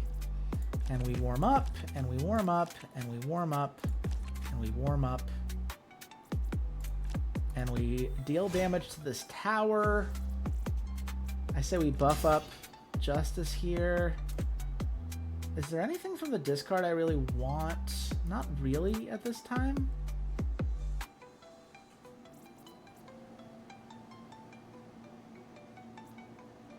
Let's draw. Okay. Well, that was probably a mistake. Just because I mean, I can't do anything with cash. But I will. 24, that's 870 gold for Baji. That's almost his item. I think that's fine. And we'll get another turn in for 3 rounds. So First Blood turret goes to Justice. Because that's the other thing, Ronnie. Like, you talked about her in mid and like how she wins those 1v1s. She also wins those tower pushes beautifully. There's just not much you can do about that. And we draw. And we draw. And oh hey, what if I hit this square and 3 people just took damage? Which means return performance is live.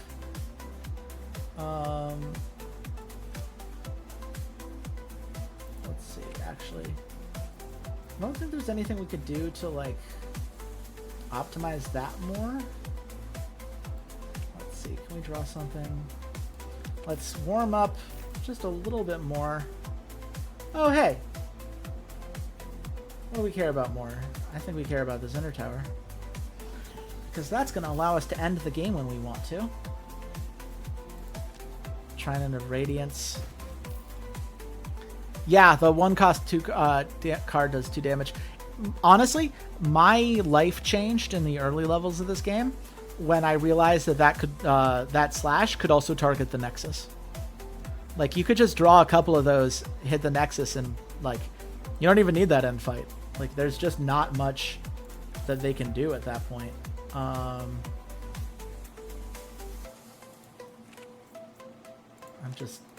I'm honestly, just to get some cash stacks, and it just so happens that because Baji can crit from the field due to our current rule set, that's all you need.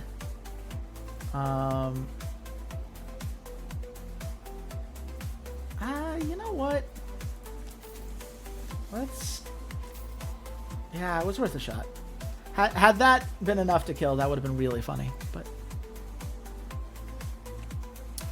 it's okay. They're going to have a chance to do some things here, but I think the only thing they could do, they could gank an ED right now, and ED's up.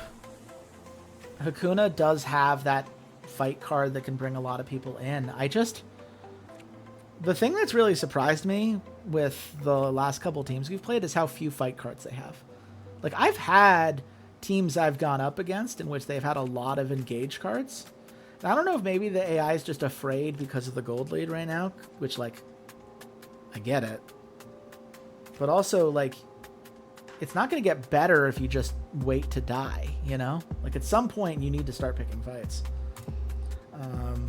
But this fight gets picked for us. And Acidia is just going to say no to you, Niels. No AoE on turn 1. Let's see if we can get rid of some of your front line here. Or we could just crit him for 1,000 damage, I suppose. Yep.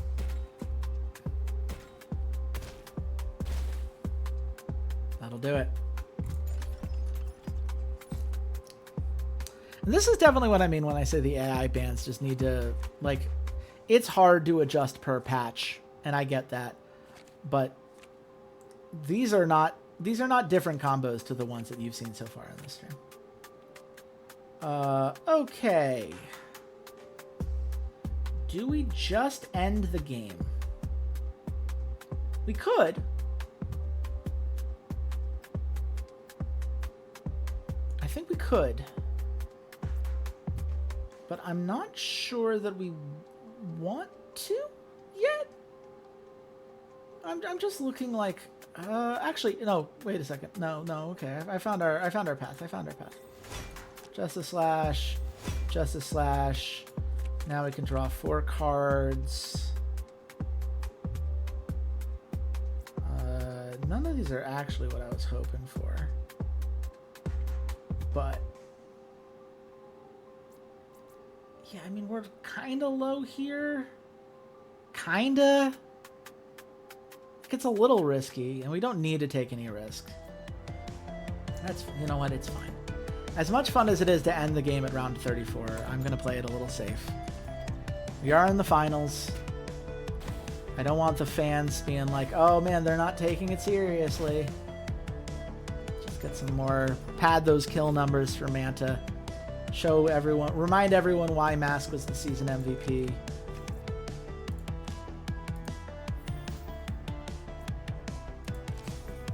Yep, some of that damage seems good. Oh man, if that had hit the right target, I think it could have been really good. Yeah, nothing, I don't think there's anything worth alarm clocking right now.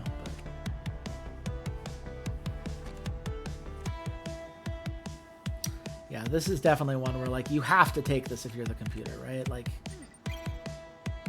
you have to do something. Try to take advantage of me being a little bit overextended or Manta being low on health.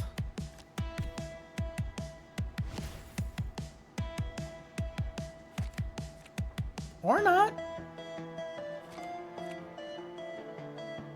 I'd love to see the computer's draws or like how the AI is designed at these, you know, because again, I'm on medium difficulty, so it's not like I'm expecting the AI to be crazy here.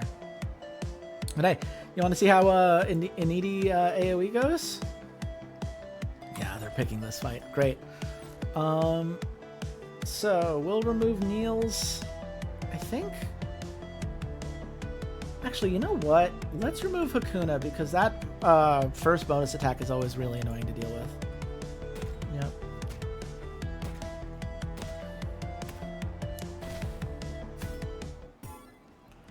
And yeah, Initi just turns into an AoE champ. Which it turns out makes it really easy for all my other characters to follow up. Yep, that's another kill. And then Baji takes it home. Baji, 2 health. Ah, you love to see it. You love to see it when it's you. When your opponent escapes a fight with 2 health, it's the worst feeling in the world.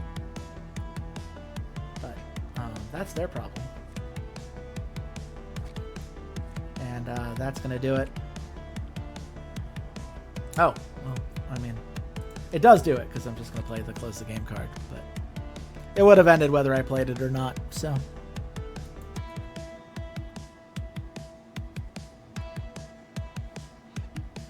Oh, hey, Baji MVP.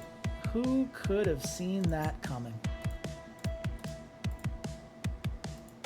Appreciate some kind words here. Superbot, indeed. Very steady. Yeah, they probably should target Kato. I hate to encourage the internet comments, but in this case, I believe they are objectively correct. Yeah, Needy, 9.5. Did a great job.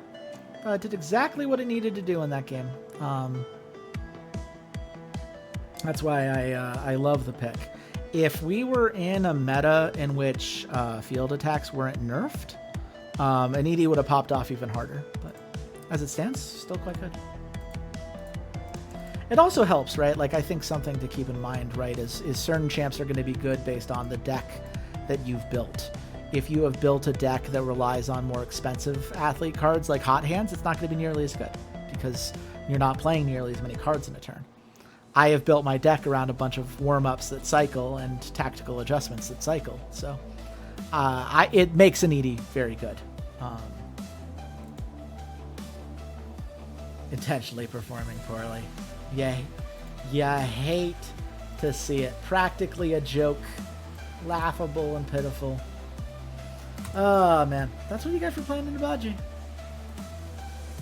But watch. They're gonna... Somehow they're gonna let us have blue side again, and we'll be right back here. The AoE bot is good against the robot doggo the hard way? Oh, yeah. No. I mean... Again, I am not convinced by Kaka and his robot doggo, to be honest with you. But against the AoE Niels, like, oh my god, Niels is terrifying. Niels is terrifying in general. I genuinely think one of the best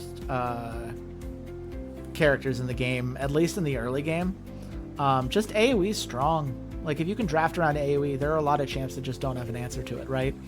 Zealot might as well not exist if Niels is on the board, because it shares its health pool with all the other clones, and so it just takes triple the damage, you know?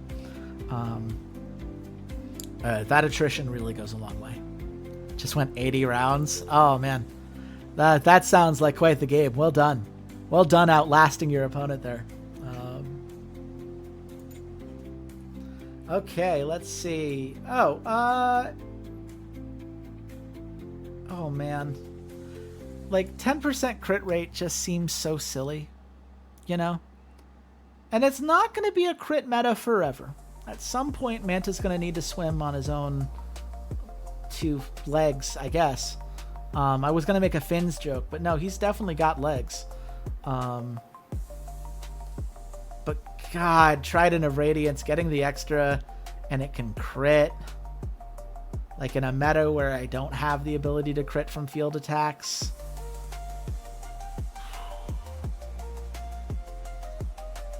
Sorry, I got to take the crit rate. I just got to take the crit rate. It's certainly what's best right now. Oh, hey. Tactical adjustment.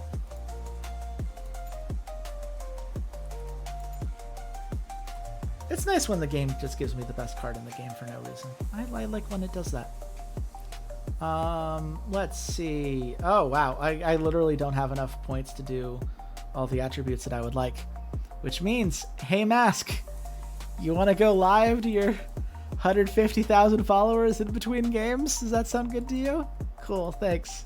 Appreciate it. Really, really helping the team a lot, unironically. Let's see, let's get those reflexes up, I think, and we'll get... yeah, we'll get Kato's reflexes up, too.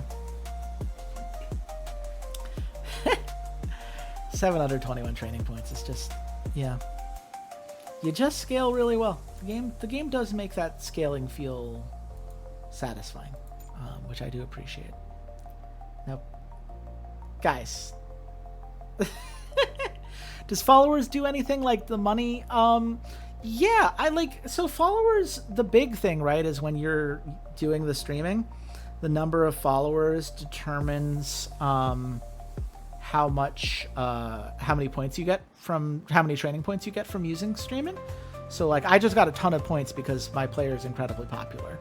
The number of followers that you have as a team, which I think is at least a bit reflected by how many your players have as well, determines what sponsors are available to you. So you'll get better sponsorship deals if you have more fans. Which means that you'll be getting more money for stuff like the transfer window, which even if you don't plan on transferring your players, because I really like challenging myself to keep my starting players no matter what, I think that the coach points that your money converts to is still worthwhile. So it does help. It's just, how much it helps depends on how high your difficulty is and how much you're trying to accomplish. But definitely, if nothing else, the training points just opens up so many more opportunities to get back into doing the stuff you'd rather be doing than live streaming. Plus, there's some cool cutscenes. The talking in between games and things. Seeing my player go from being super nervous around interviews to being super comfortable with fans was kind of nice. The writing there was solid. I know the translation's still getting work for. The money from contracts is to get new players. Yes, that money is applied to the transfer window. You can, of course, list some of your players. You'll get some money that way as well, but sponsors are the biggest way you get that money. Completing what your sponsors have asked for, including whatever special objective they give you during the season, is going to get you a lot more money, which allows you to have more opportunities to sign new players. and any money that you don't spend is converted into coaching points. So I'm doing the Iron Man challenge. I'm not rotating out any of my players. Not that I would need to, as you can tell from how well they're doing. Normal scaling is still quite nice. But if you are not doing that, then having those players is great. Having the money to get better players is going to go a long way for you in terms of immediately upgrading, which I imagine on higher level of difficulty is probably necessary. So definitely helps. Okay. Going into the draft, maybe the last draft of the stream. Might be closing this one out if we can pull this off. And I don't see any need to change what we're doing. They have a lot of reasons to change what they're doing, but I don't see a lot of reasons to do anything here. I think banning Haas again. Okay. It feels so anticlimactic, right? You do a stream for, oh god, 4 hours now. 4 hours straight, too. I probably should have gotten some water at some point. If you do it for 4 hours and you're like, oh man, you really want the last match to feel impactful, and then they just give you a free win. But at least they're good, you know, they took Bond. That's good. Bond's definitely better. It does mean I'm going to go Manta and Fatty White here, because I don't want Bond and Fatty White to be a thing. Okay. They banned Lady Deadfire. That's unfortunate. Let's ban Tiger Boy, because I don't want Bond to get paired with free stuns. And let's ban Mickey, because I don't want them to get free objective fights. They go Dylan, which I think is a terrible combo with Bond. I think that's probably, of the champs they had, the worst thing they could have done. You know what? Peter's been so patient. You know, he's watched us play Acidia time and time again.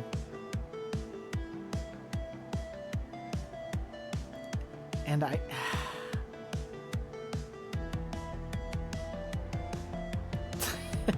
female only team, never do stat training, just stream. That would be a challenge. I don't know on higher difficulties if you could pull that off. It would be funny. That is funny. Let's have some fun with it. Let's land, and I'm gonna play Peter. I haven't played Peter yet. Peter was the champion that got me this far. I think Acidia is a little bit stronger with Baji just because of the ability to funnel that extra gold, but Peter's going to give us a lot of good fights. Land's going to let us have those fights whenever we want. And we're going to go from there. But it's nice to have Peter back. I do wish there was some benefit to picking characters that hit legend rank. I understand that it's such a late game problem, right? It's like, why, you know, at some point upgrade trees have to end. But even if it was something like Overflow Mastery goes to your least played champion, right? Or if you get a certain Over Mastery, maybe you get to turn that into a skill upgrade of your choice, or something along those lines. I think that would be nice. Just so it doesn't feel like you're wasting things. But yeah, I mean, here's why you play Peter, right? Already took their first tower. I haven't even had a turn yet.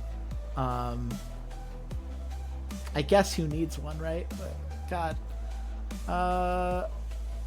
Hyper protection, very strong. Let's see. I think reboot. Step A on Bond. And I'm gonna Adrenaline, actually, I think. That and the no choice trees. Yeah. Yeah, that would be cool to see increased. I understand why at some point it's just like, no, look, we need stats. Stats are a thing that every character needs, but I do like when they mix it up. I do like seeing a more diverse range of stuff selected.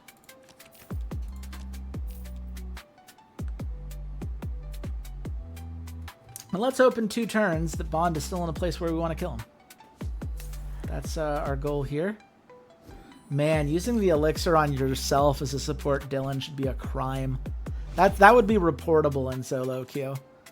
It's like, oh great, my support has extra max HP.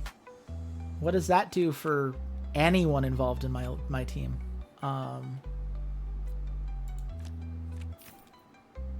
my goodness. So, okay, look, we all agree, objectively, ganking like an inner tower here is a bad idea. But what if it wasn't? What if this is just a 3 for 2 and we kill Bond super quick and it's fine?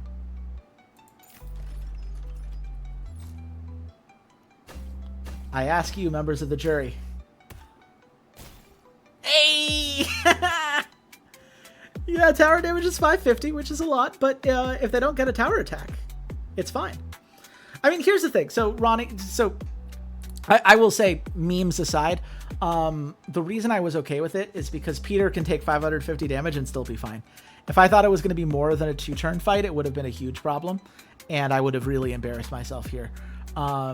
But that's one of the things about Peter. He has taunt, and taunt applies to turrets too.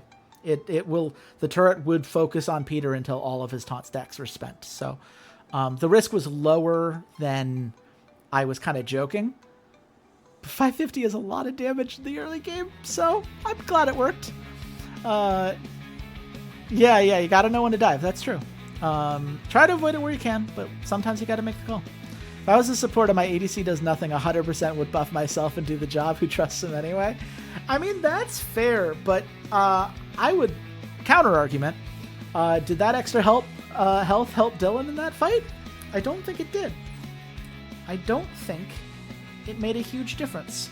And it kind of feels like it needs to justify that one. Okay. That's fine. I wish I had a way to back Hakuna off so that I could just dive this, but I don't think I do. What do I have in the discard? Anything good? No. Okay. I'm just gonna end... Actually, here, I'll warm up once. And then I'll end turn here because I think in 3 turns I'll have what I need to be. What difference is buffing a dumb ADC make? One true dilemma? Yeah. We've all been there, I think. This is why I play Morgana support. I don't have to take anything away from my bot laner. As long as I hit my Q, they can't be mad at me. I hit my skill shot. They were frozen in place. You saw them. It's not my fault you didn't follow up. Anyway, they should not take this. They are going to take this, and it will go badly for them because Manta wins this every single time. It doesn't matter that he didn't have an attack before this. He has an 89% crit chance. That extra health for Hakuna does nothing. Just one of those, I see how they got there. Like, I could see the maths they did, but they're bad at math. Step A into Step B seems good. Step A should be in the deck, right? Yeah. Now, if I had my scavenger now, it would be crazy. 100% for sure the support will have more damage than the ACC by the end of this match. It's possible. It's very... We are in range. Both of them are going to have less damage dealt than Manta, because Manta's about to make Babe real sad on the inside.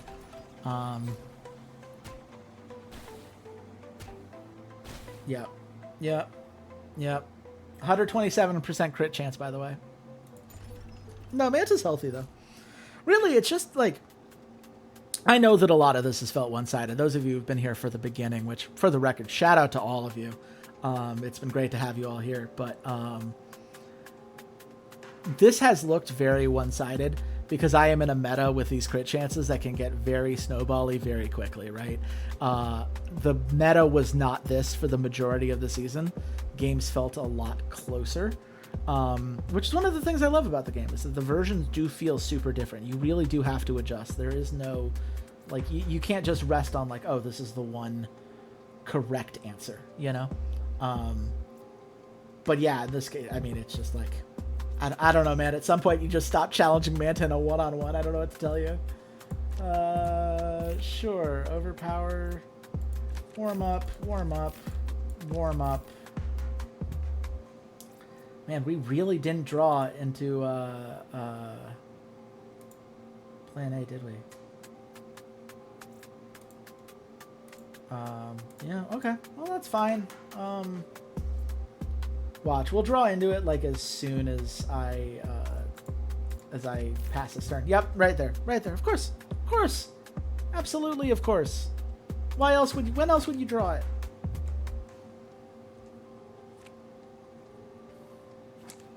And it's not even going to be in my hand at the start of the next round. I don't think it matters, but it is annoying. Here you go. See, they do know how to pick an advantageous fight. I'm not sure it's going to work, but this is the thing they should be doing. 2v3 here. Let's see what we've got. Okay. Couple good crits onto Wolfgang early certainly helps. That target selection's not what we needed. Ah, the miss from Manta.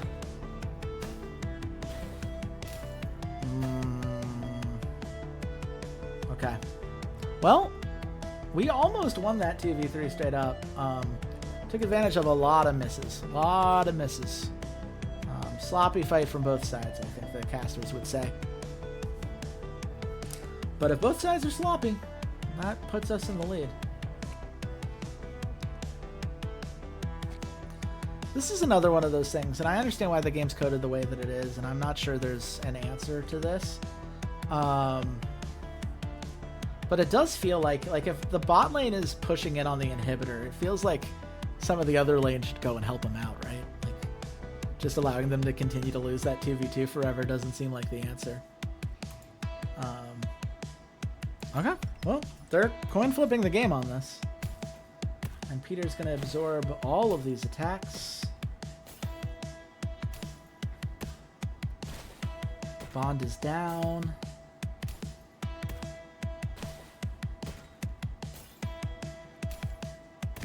It's one of those, like, yeah, Manta has a 109% crit chance before the any other calculation was taken into effect.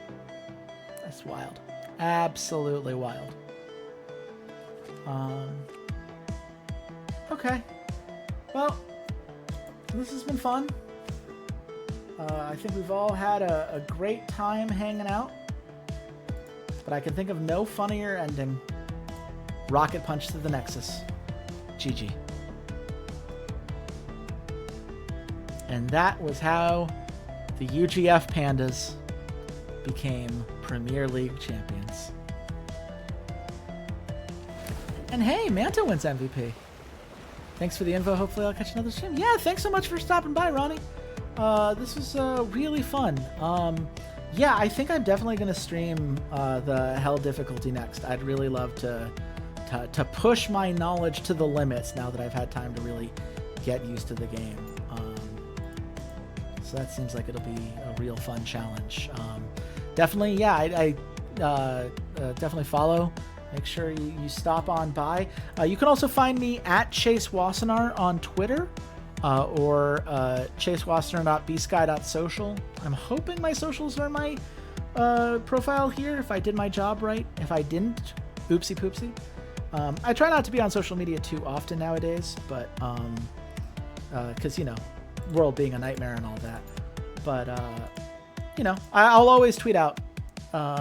Memory PT, can't wait to follow your Hell run. Thank you. I'm very excited for it. It definitely feels like it's going to be one heck of a challenge, but it should be a very fun challenge. The depth of this game definitely feels like it rewards that level of engagement. So definitely looking forward to that.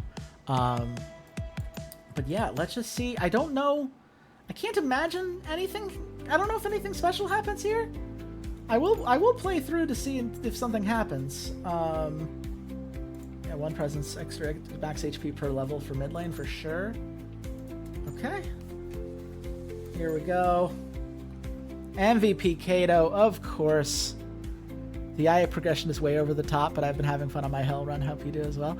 Yeah, I mean, look, Memory, I might need your help in the chat when I do the Hell run, because it will be my first time. I'm going to go into the Hell run completely blind.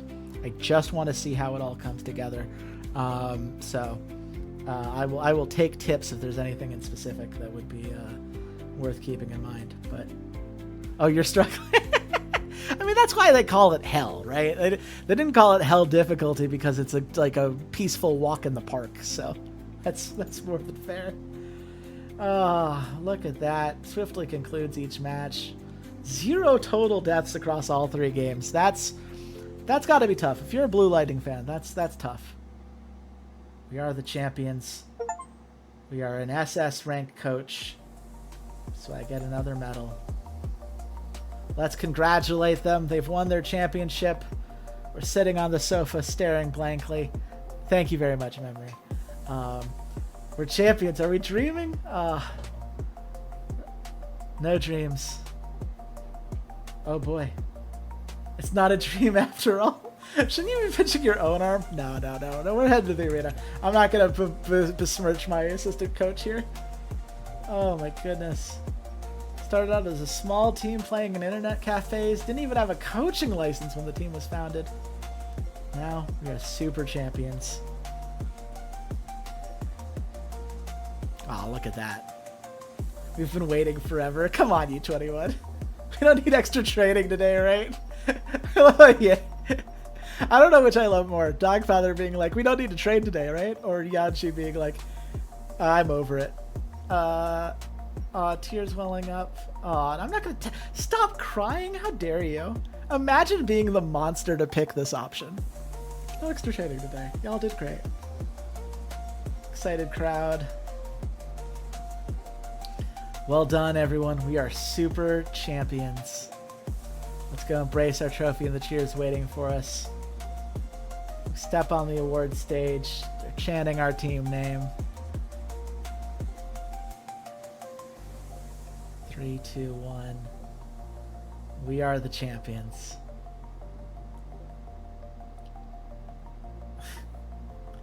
The throwback. It's decided, it's you guys. The same players all the way through. We never replaced anybody. We trained them up. We made it happen.